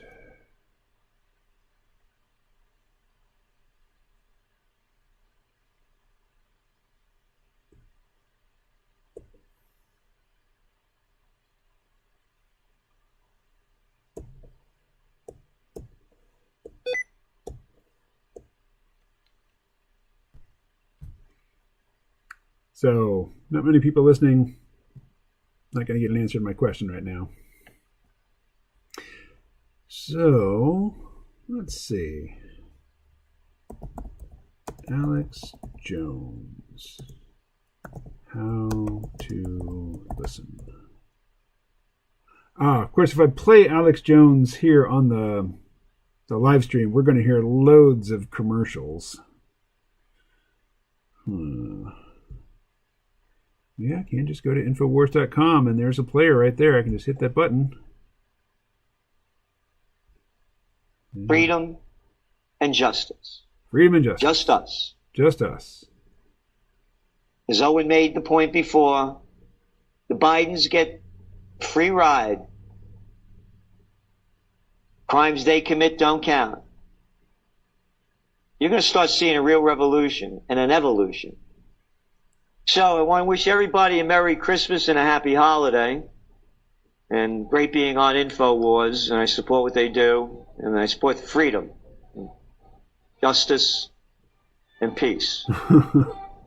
And right on. Freedom, justice, and peace. Who could object? The New York Times, NPR. So you think, Ben Rubber, you think the elites, if they could be assured of their own comfort and the continuation of their lineage, that they would wipe out the rest of us? That's my intuition.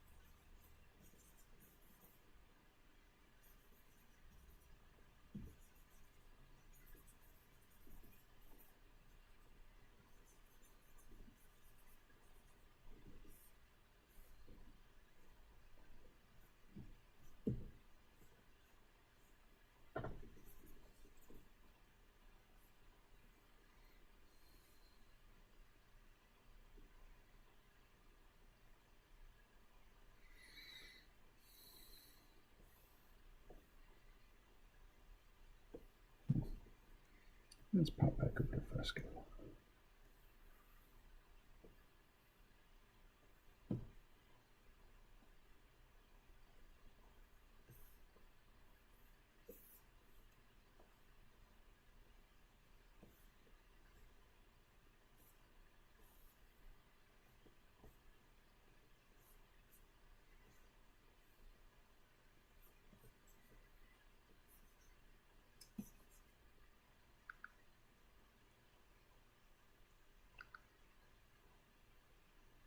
Oh, it doesn't work.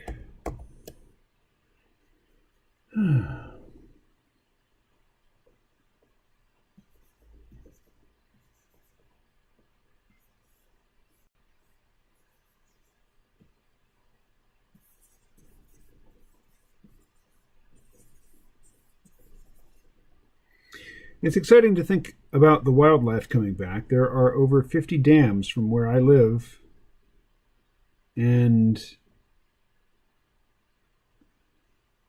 some sort of trout used to migrate. That's exciting to think about coming back. Sounds like you'd be in favor of the plan.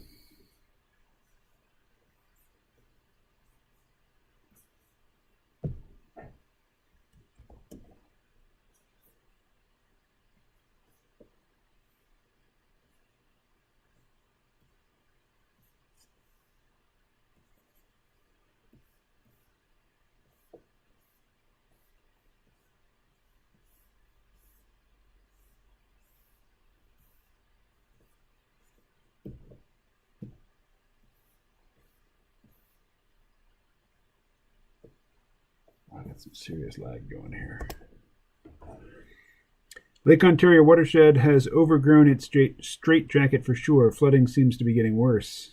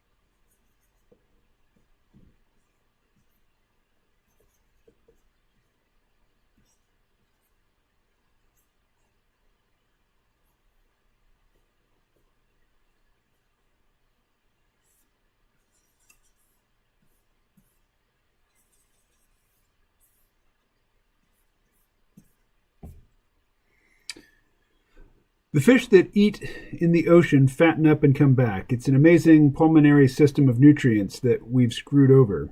Pre-colonization, the fish were huge. Well, I remember working in the fishing fleet in Alaska in 93 that I worked? Somewhere in 93. And there's still some huge fish out there in the ocean, some huge salmon. I've seen king salmon that were over 6 feet long and just enormous. You know, took 2 people to carry one. But, you know, I don't know. Do the king salmon have to spawn in rivers just like all the others? Or are there salmon that spawn at sea?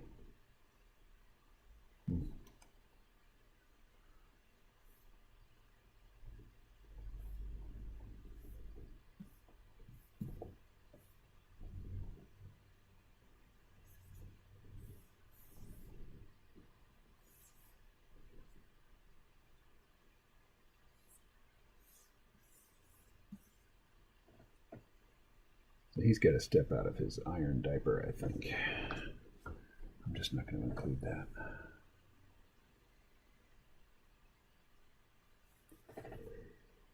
Oh, goodness. All right. Pre-colonization. The fish were huge. Yeah.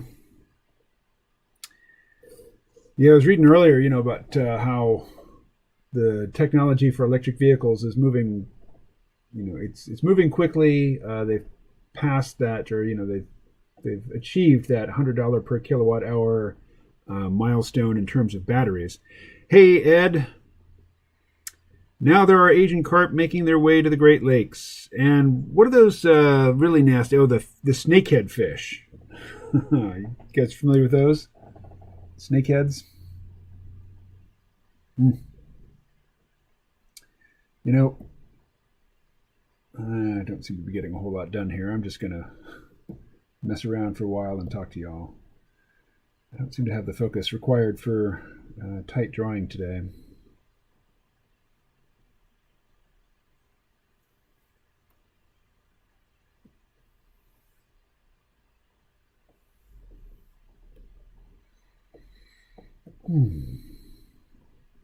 Let's start with some crackle. Where's the crackle? H-I... Oh, it must be under comics. Yeah. There's the crackle.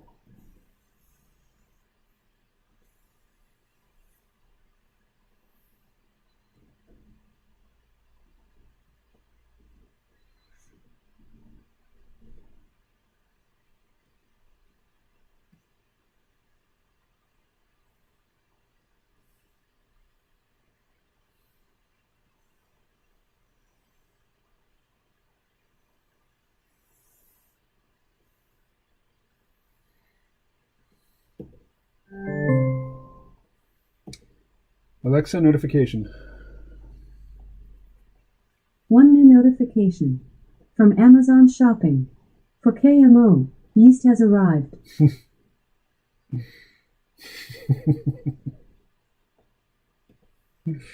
That would be nutritional yeast for my cat.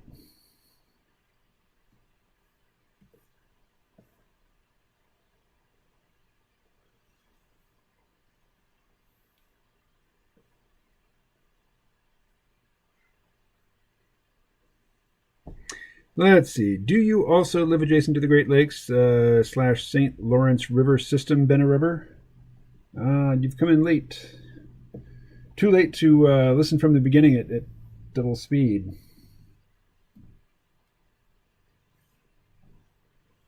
I think I still have the map up. Here, Ed, check this out. Let's see. No, not that.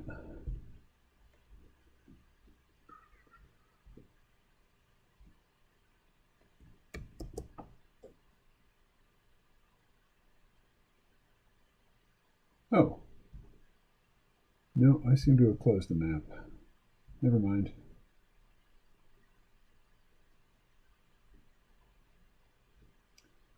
Never mind. All right.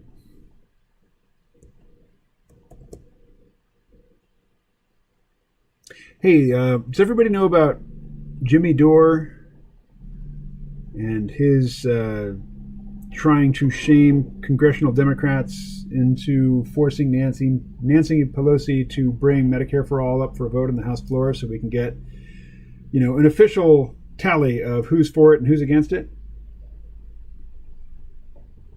Ben Burgess, who was on the C-Realm podcast not so long ago, he's really down on Jimmy Dore for that. That's why I've got this voluntarism definition up. Voluntarism, philosophy. Voluntarism is any metaphysical or psychological system that assigns to the will a more prominent role than that attributed to the intellect, or, evidentially, a doctrine that will is the basic factor both in the universe and in human conduct. So, Ben Burgess is accusing Jimmy Dore of voluntarism, saying that the reason that AOC and the Squad and other so-called self-identified progressive Democrats don't try to pressure Nancy Pelosi, don't threaten to withhold their vote for her, for her renewed speakership, unless she brings Medicare for All up to a House vote. He's accusing Jimmy Dore of voluntarism. He's saying that Jimmy Dore is saying that the congressional progressives won't do that because they don't want Medicare for All badly enough. Anyway, I don't think I agree, but I haven't dwelt on it long enough to formulate a really coherent rejoinder to that. Oh, wow, I just missed a whole bunch of stuff. What do we got here? I think all salmon come back to tributaries. Okay. That was my question. Are there any salmon that just breed at sea? There are trout that go to ocean and others that stay in lakes. Let's see. I know about the Jimmy Dore Medicare for All thing. Ben Rubber says, grew up on Crane Brook Stream catching frogs. Yes. I don't know what the yes is in response to. Once held it. It is unethical to not exercise political power for the greater good. Yeah, the biggest abuse of power is to not use it, is to have it and not use it. And yet, one could say that all of us are guilty of that we could be doing more with the limited power that is invested in us or vested in us. All right. So I'm guessing that the people who, maybe not. Ed, I was just playing an episode of the C-Realm Vault podcast here for the live stream audience. I was thinking, I imagine that a lot of the people who are listening, but there aren't a lot of people listening. I think there's only like 3 or 4. But I would imagine that people listening to the live stream are also Vault subscribers, but you're not, right? Anyway, Ed says, once it is held, it is unethical not to exercise political power for the greater good. I agree. It's like that a robot may not harm or through inaction allow a human being to come to harm. Our descendants are listening. You mean the AI? The proto-AI? As there is no strong AI and probably won't be for a very long time. That's my story. That's my story. The singularity is not near, but there's plenty to be worried about in the meantime.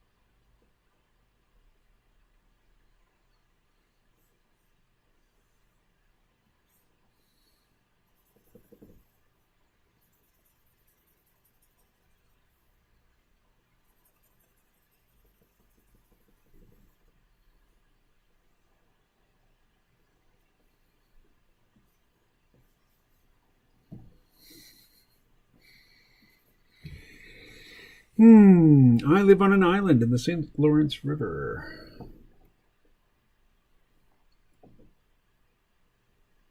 I used to do my radio show from an island in the Connecticut River.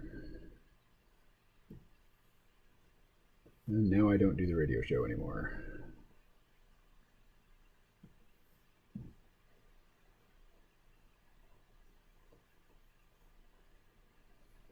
So, Ed, I am caught up on both Season 2 of His Dark Materials and Season 5 of The Expanse. And I think Season 5 is better than Season 4.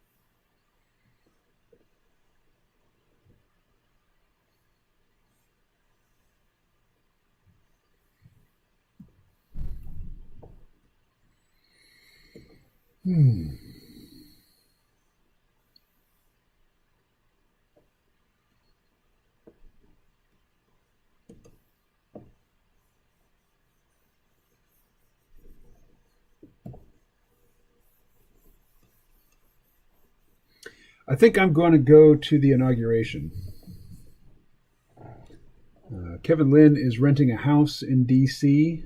for the entire month of mid-January to mid the next month after January, February. Oh, come on. What's going on here? So, yeah, I think I'm going to head down Not because I want to see the inauguration, but, to bear witness to the street battles that will surely take place between Proud Boys and Antifa.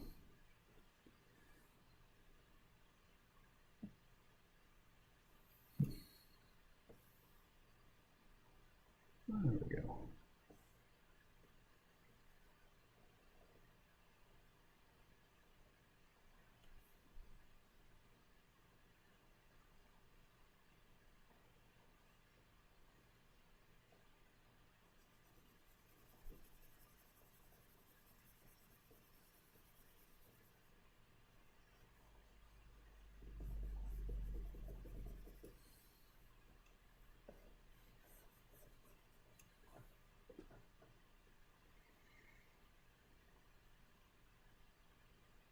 Season 4 of Expanse was a lull in the series. Yeah, and I think Season 5 is going to be the last one. It felt like a settling the West story with all the jeopardy that involves. I called into local CBC radio today and spoke about the Expanse on air. Really? Any chance you can hunt down a recording of that? I'd like to hear that. Was that nationwide CBC? And are you saying the NSA will release all their recordings of us after 50 or so years, just like census? Probably not voluntarily, is my guess. I'm saying that these recordings are being archived, and with cost of storage so low, they may be available forever. Or they may be stored forever, but never available to anybody who isn't a spook. I like the idea that our descendants will know us better than we do. I'm sure they will. I'm sure they will. Some of them, anyway. Maybe not all of them. Maybe not all of them.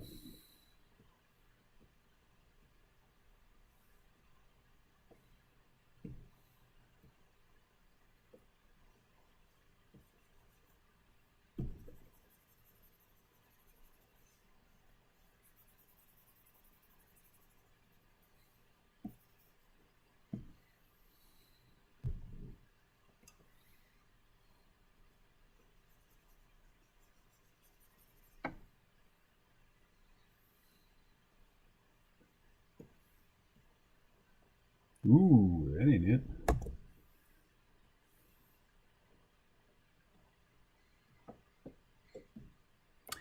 Let's see.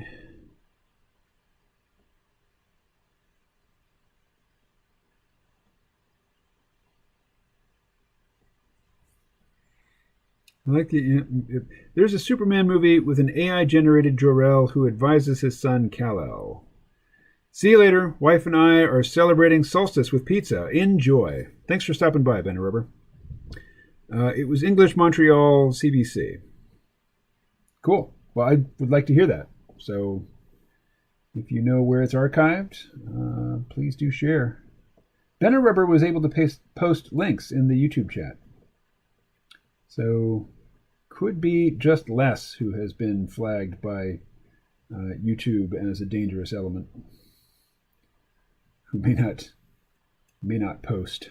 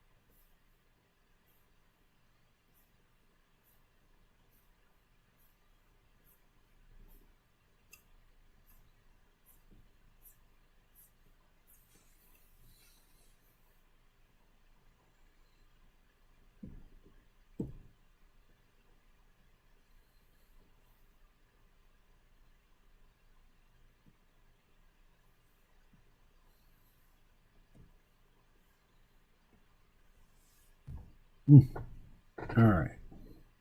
Hey, it's 420, but I got nothing with which to celebrate. I ran out and did not re-up.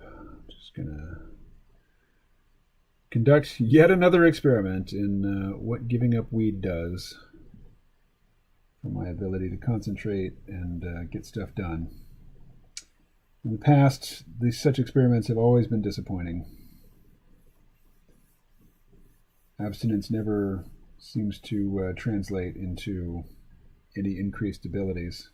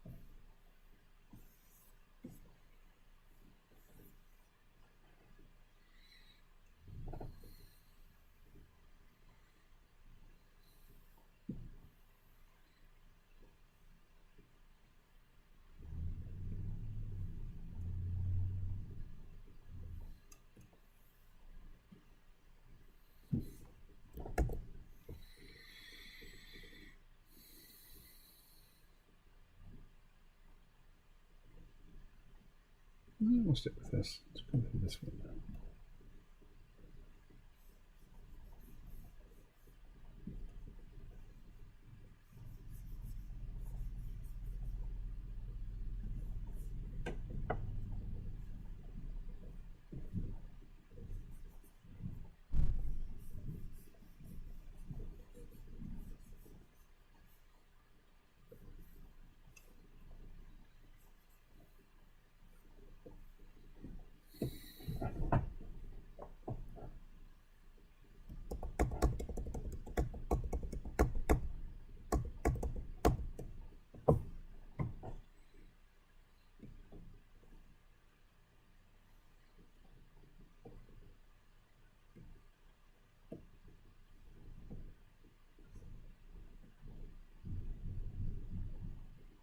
Come on, come down. There we go. Why am I seeing nothing here? Is it the exact same color? No, it's darker. Because I'm on the wrong layer. That's why.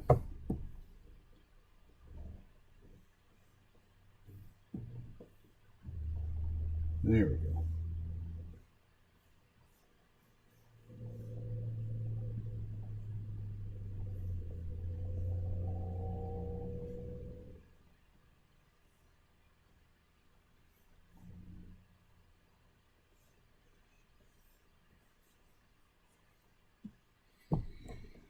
The Washington, D.C. trip sounds intriguing. I drove down to Manhattan a week after 9/11 to see history with my own eyes.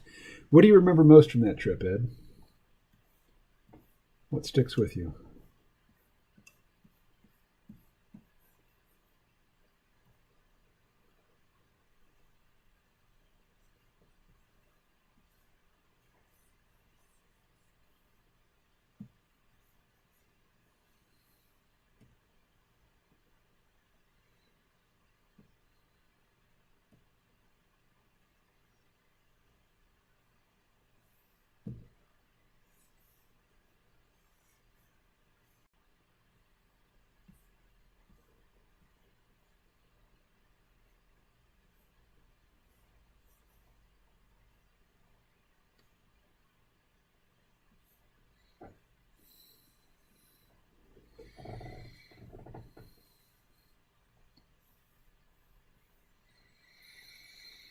All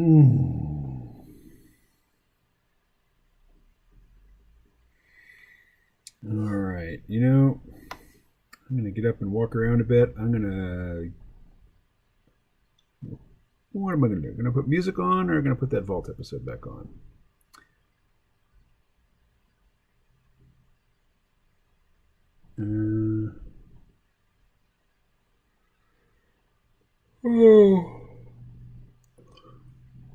Let's put the Volts episode back on. Here we go. Of the various brain modules and the different cognitive capacities that each one facilitates.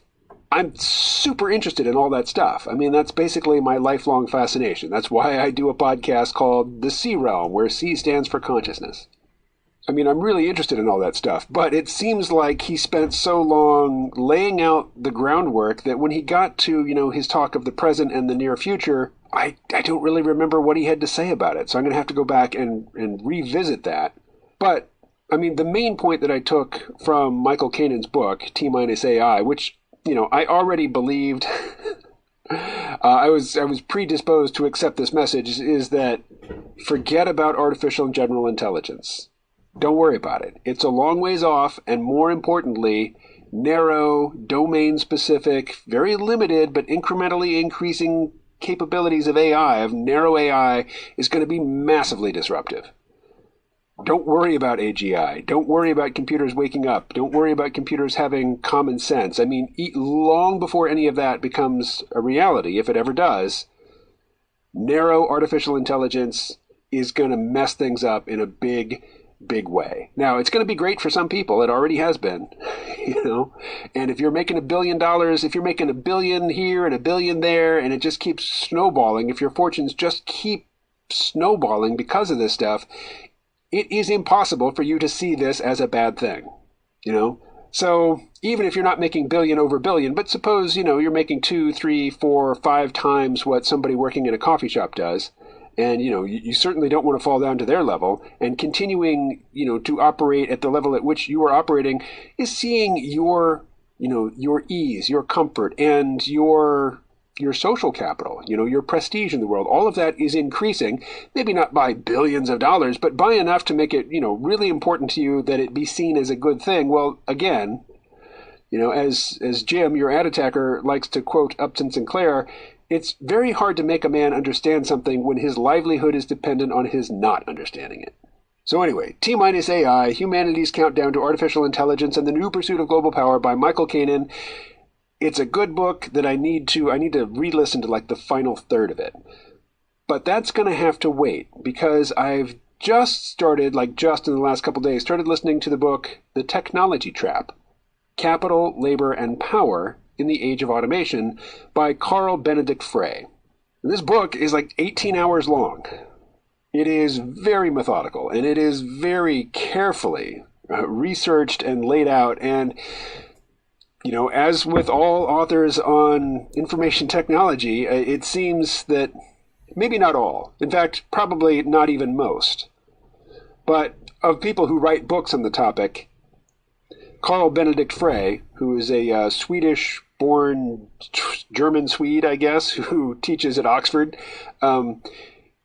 he goes deep into history, and he spends a lot of time talking about the first and second industrial revolutions, which mostly took place in Britain. And that's where I am in the book. But I also wanted a summation of the book, because as I say, it's a long, long book. And in books this long and this detailed, it is very easy to get lost in all the detail and not really understand the larger structure of the narrative that the author is laying down. So I went looking for a summation of it.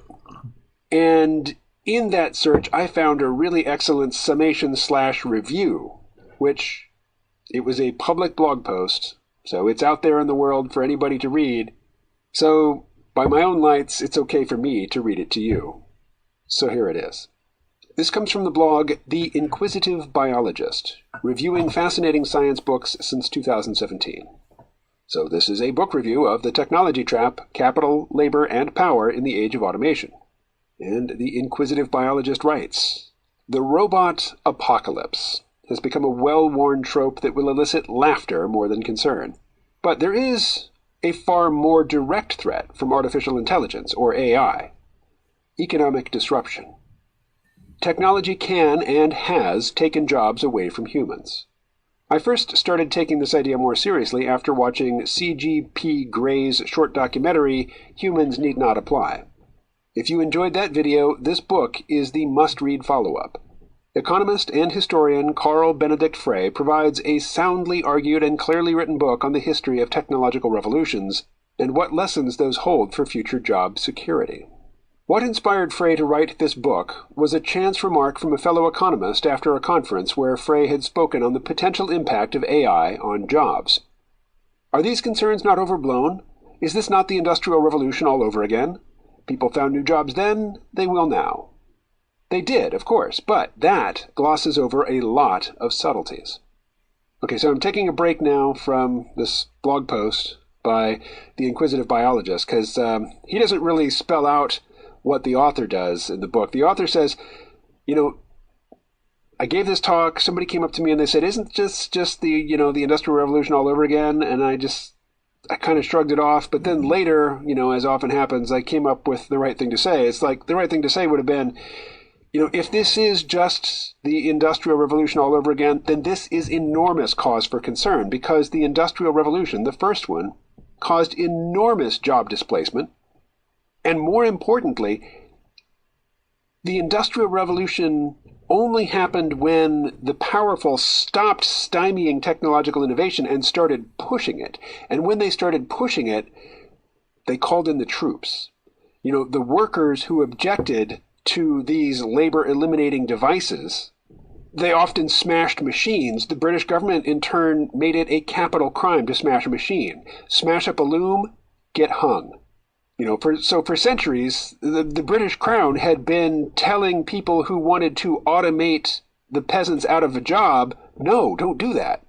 But then when the British government, and it wasn't the monarchy by this time, when the British government decided that, no, it's probably good to go ahead and push this industrial technology as far and as fast as we can and fuck the workers. That's not the goal, to disrupt the lives of working people, but it is certainly a price that we're willing to pay. They started hanging people. They just encoded it in law. Machines are more important than human lives. If a human is in conflict with a machine, we will kill the human. And so, yeah, there were riots, there were protests, and the British government's response was to send in the troops and bash some heads. So that's what the inquisitive biologist is referring to when he writes, they did, of course, but that glosses over a lot of subtleties. So continuing with this review, there are two take-home messages in this book. First, whether technology is opposed depends on whether it will hit people where it hurts, their wallet. Second, as history shows, successful opposition requires the support of those in power. Without it, resistance is futile. This might seem self-evident, but what I found eye-opening is the distinction Frey makes between enabling and replacing technologies, as not all technology is the same. Enabling technology is usually a boon to workers, making them more productive or lightening physically demanding tasks. Replacing technology, however, usually meets with fierce opposition, as it makes people's jobs redundant. As an example, where motorized vehicles were an enabling technology compared to horse-drawn wagons that improved the job of professional drivers, self-driving cars promised to be a replacing technology that could mean massive unemployment. These clearly formulated messages are embedded in a grand chronological narrative of technological development and its impact on human labor, providing a much-needed and mightily interesting perspective. Frey takes the reader from the agricultural revolution some 10,000 years ago through to the eve of the Industrial Revolution in Britain, which he examines in detail. This period of steam-driven mechanization and job replacement led into the Second Industrial Revolution around 1880 with the discovery of electricity. The book's focus shifts to the experience of the United States, which emerged as a powerhouse of manufacturing. This time around, there was less resistance as living conditions improved and incomes were leveled across the board. This brings us to our current era, where automation has emerged as a new disruptive force, and inequality has grown once again. Finally, Frey carefully considers the future, with the looming specter of AI promising further upheaval. The above brief sketch of the book's outline fails to tell you just how fascinating the technology trap is.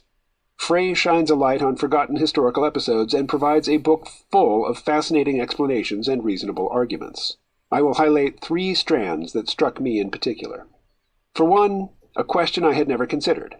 Why did it take so long for the Industrial Revolution to happen? Consider that historically there was no shortage of technological ingenuity and technical skill. From the engineering feats of the Greeks and the Romans, who were more interested in warfare than industry, Through, yes, even the dark ages that saw windmills and ultimately the printing press, to the many scientific discoveries and inventions of the Renaissance. Leonardo da Vinci was but one of many inventors who were centuries ahead of their time. We had mechanical clocks, telescopes, and barometers long before the Industrial Revolution. So why the wait? Frey convincingly argues that the answer can be given in one word: resistance. This is the technological trap of the book's title. As also shown in Sheila Ogilvy's recent book, The European Guilds, craft guilds shaped the economy for centuries. They looked out for their members and opposed progress, either legally or by force. Frey provides many examples of violent riots destroying early inventions, and guilds saw themselves supported by the ruling classes who feared social unrest, with royal edicts banning machines. It highlights one of the book's central messages, that successful opposition needs the support of those in power. This first changed in Britain. Yes, that mountain of coal on which it sat also helped, but was not the only factor. Increased competition between fledgling nation-states and the waning of the craft guilds brought about a shift, with the ruling elites siding with inventors, allowing mechanization to take off. This was an era of labor replacing technology, which initially saw inequality skyrocket as a shrewd few pocketed the profits. Understandably, there was resistance, but the machine-breaking Luddite revolts were violently suppressed. The narrative of them holding back progress took hold, which is why Luddite has negative connotations today. The second, equally fascinating story is how we get out of this. The introduction of steam power in factories required higher skill levels to tend to those machines, allowing many jobless adult men to find work again. Meanwhile, child labor made way for childhood education.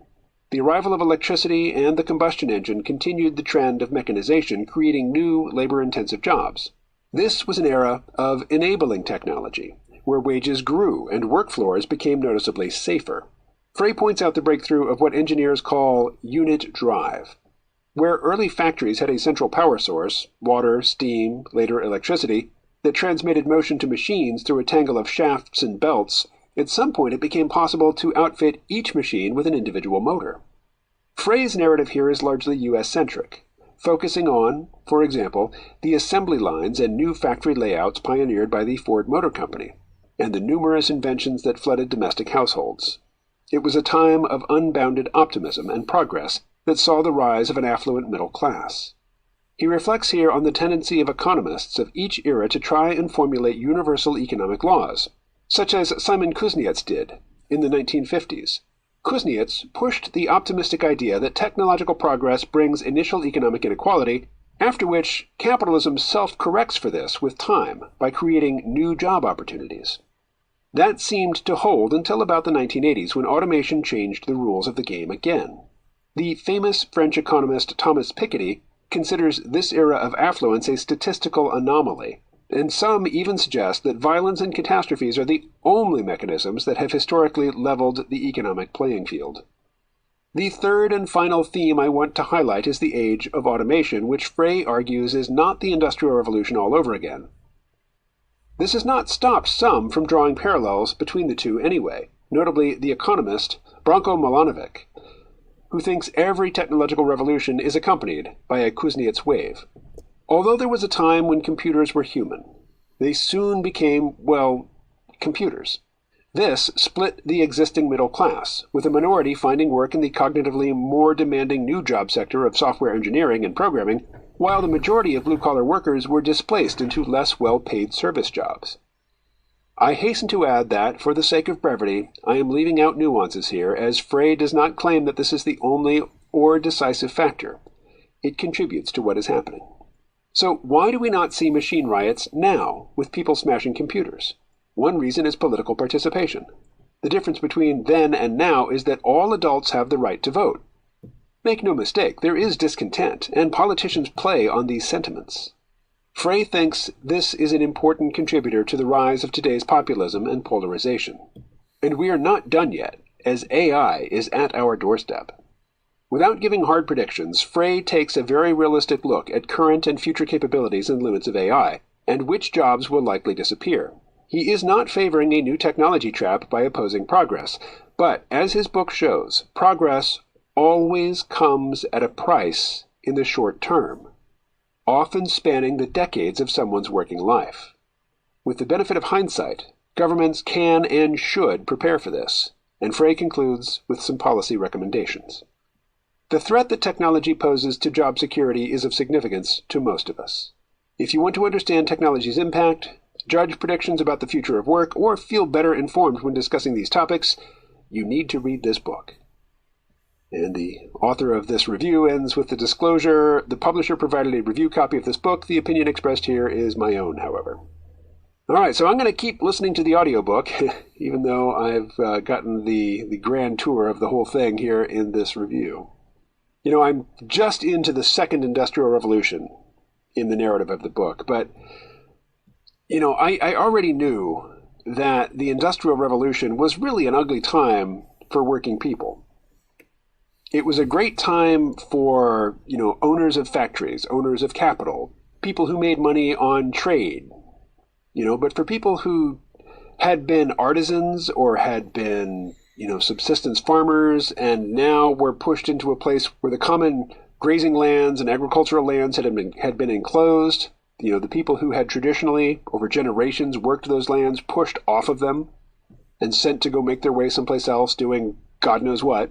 For those people, it was a really, really hard time. And yeah, in the long run, you know, now, 200 years later, of course we're happy that the Luddites failed. In the long run, for humanity in general and for individual human beings living today, the technological progress that came of the Industrial Revolution in Britain 200 years ago is a great thing. But for the people who were working in those factories and the people who didn't get jobs in those factories, you know, who used to either work as artisans or agriculturalists, and suddenly those livelihoods just didn't work anymore in the context of rapidly changing technological, you know, of a rapidly changing technological field, those folks were just out of luck. And they never did enjoy the benefits of technological advancement.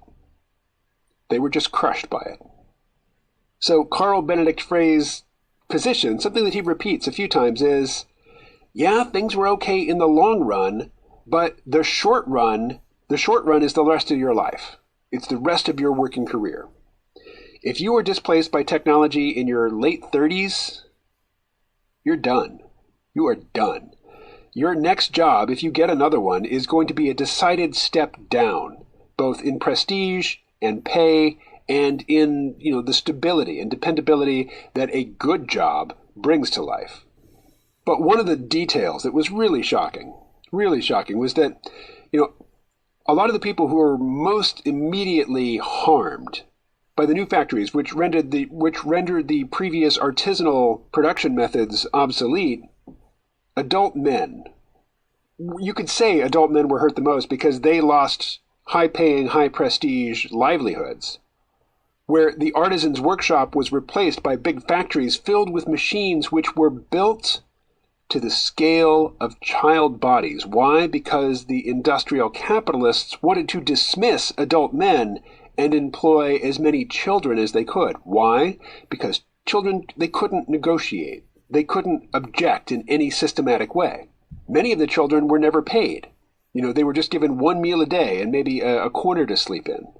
And when, you know, those meager rewards didn't motivate these child workers to work as hard as the managers wanted them to, well, the managers just resorted to corporal punishment. Children who didn't work hard enough or fast enough in their 18-hour-a-day daily shifts just got beaten. Well, the big losers again, you know, in this round of technological innovation and the restructuring of the whole, you know, how you make a living landscape, have largely been adult men.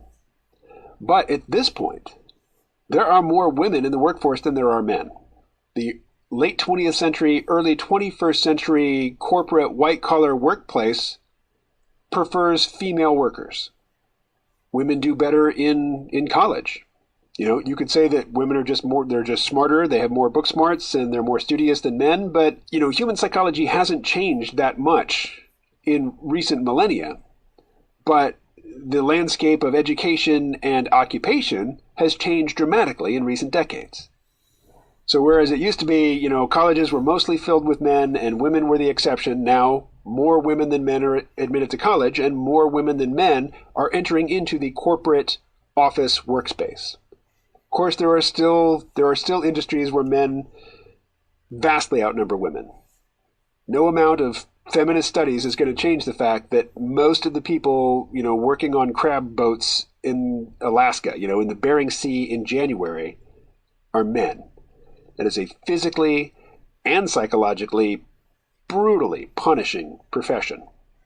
I worked in the Alaska fishing fleet in the summer. The summer is a very, very different animal from the winter. But I remember there was a guy on our boat. He was the old experienced hand talking about, what it's like to work on a crabbing boat in the winter.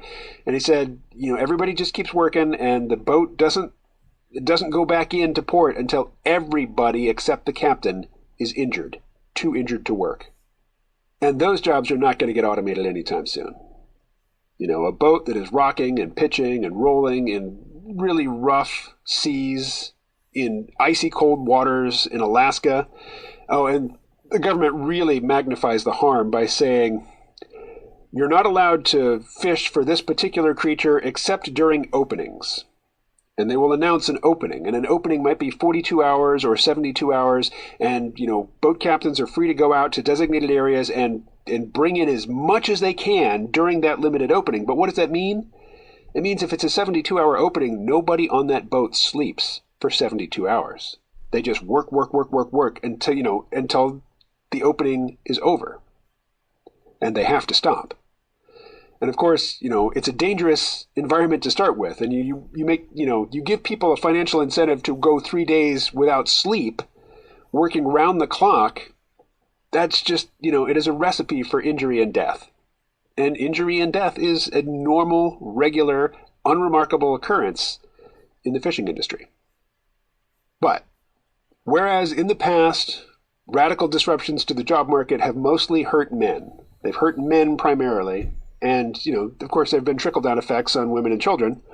But the initial harm was done to men. The next time around, that won't be the case. Because men have already been kicked to the curb in terms of, at least high-tech corporate office work. So the people who are going to be, taking the real hit when AI shifts into high gear for the next round of, human obsolescence, well, it's going to be women who are going to be taking the hit next time.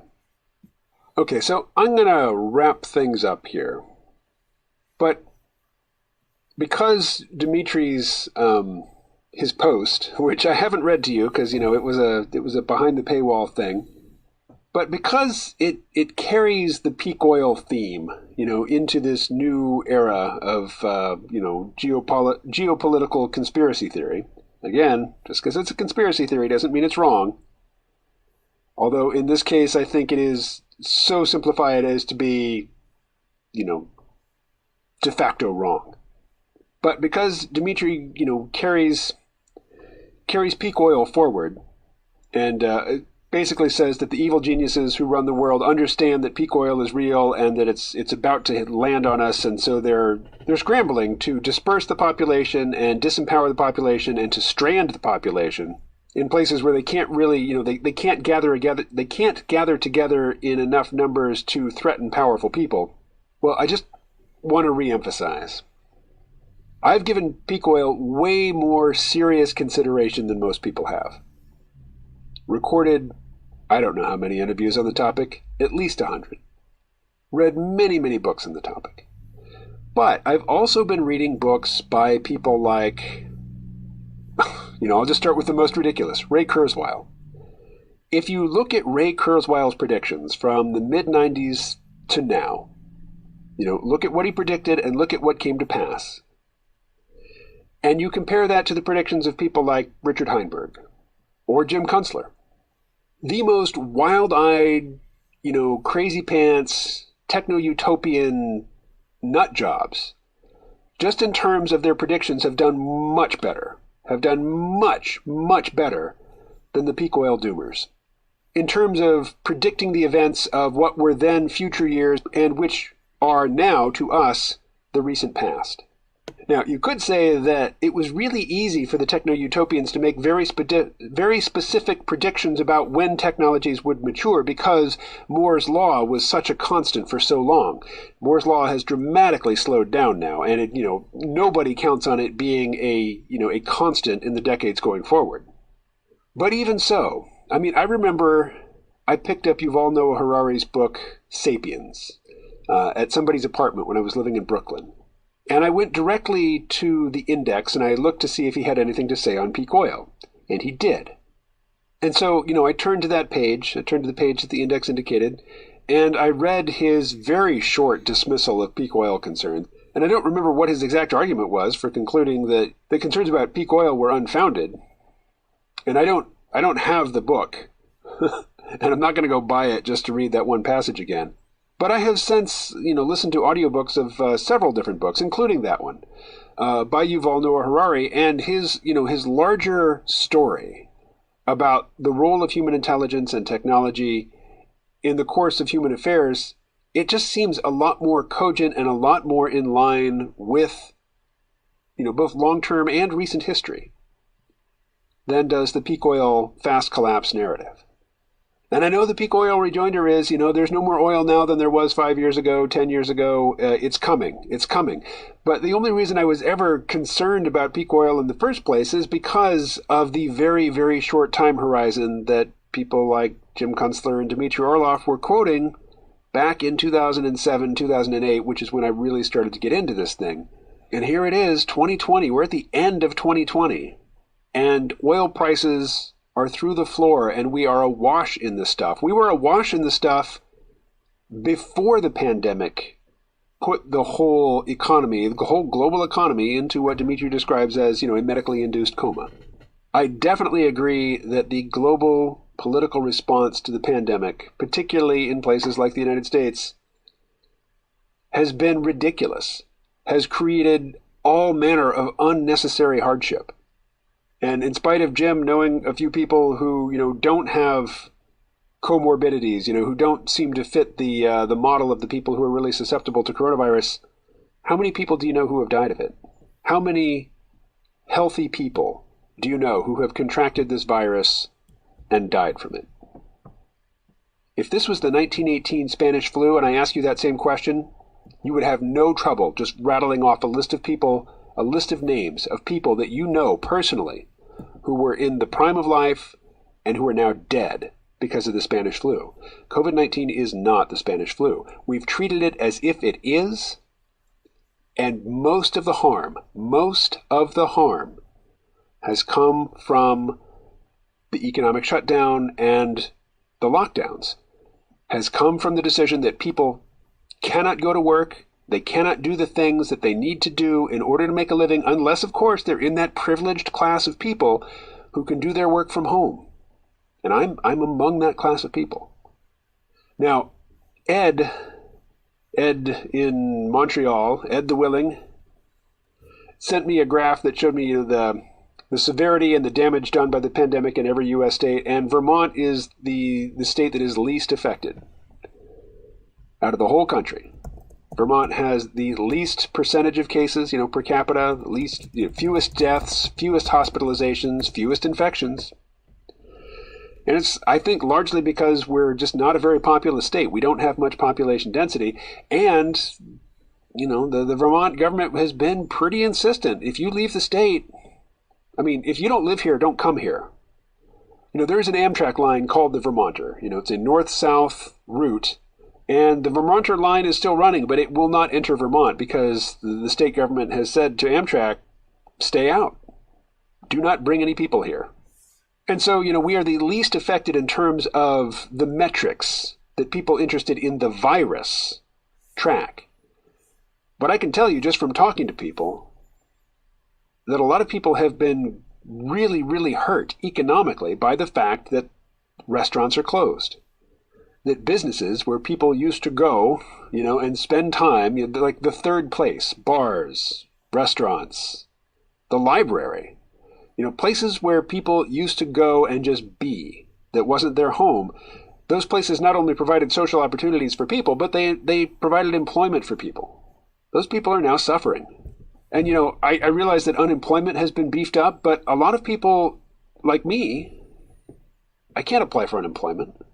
I mean, I don't need to. I haven't lost much income as a result of this pandemic because I work from home, because I work in the informal sector. But a lot of people who work in the informal sector have been harmed. They have lost the ability to trade their time and their effort for dollars, and they can't file for unemployment because they weren't employed to start with. They were working hard. They were diligent, hardworking people, but they weren't employed. So they cannot claim unemployment. Now, I realize in some states, and Vermont is one of them, the rules for who can and cannot claim unemployment have been loosened a bit, but still, there are a lot of people who have been directly harmed who are not getting any help. So in spite of, the first-hand accounts of like the ones I got from Jim, I still maintain that the primary harms of this pandemic have been self-inflicted. If you consider the people making the decisions and the people suffering the consequences to be all one people, which of course they're not. We are not all in the same boat together. We do not have a shared fate. Okay. I said I was going to wrap it up, and then I started an unstructured rant. Now I am wrapping it up. I just want to say one thing. I don't thank donors on this podcast because everybody, ideally, everybody listening to it has paid a subscription fee. But some people pay more than I ask. And the most recent person to, re-up for a year and pay more than I was asking for is Leet Minion, who, as you probably know, frequently, if I'm reading some feedback from somebody who disagrees with what I said on the podcast, it's Leet Minion. And yet he not only continues to, pay what I'm asking, he pays above and beyond what I'm asking for access to this material. So thank you to Leet Minion, and thank you to everybody who subscribes at whatever level. I do very much appreciate it. Alrighty, well, December is almost half over, and this is the first Vault podcast you've gotten from me this month. There will be more. Dermot O'Connor, the angry animator, was the guest on my live stream just a couple days ago, and I think almost everything that we said in that isn't specifically related to what's being drawn on screen will be of interest to you. So it's a long recording. It's going to take me a while to edit out the stuff that is not relevant, to people just listening to a podcast. But it is coming your way in the next few days. Thank you very much for your patience. All right. Now I stop talking and start editing. Wish me luck. Talk to you soon.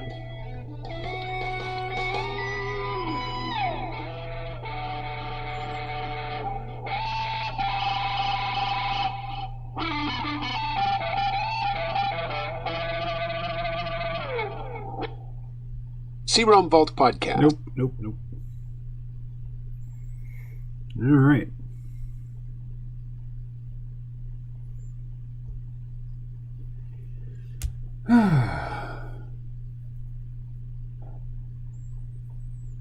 Well, that brings us to just about the end. There's a minute left, maybe just enough time to watch this one in time lapse. Generating preview. This one's pretty abstract.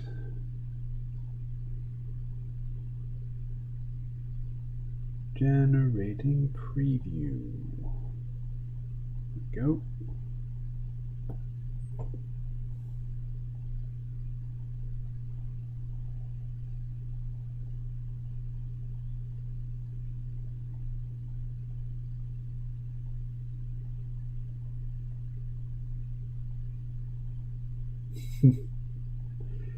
Pretty abstract. I'm just going to call this time lapse. Let's do the 21st. So 21. Oops. December 2020. All right, it is now 5 p.m. Thanks, Ed, and whoever else is listening still. I'll be back tomorrow.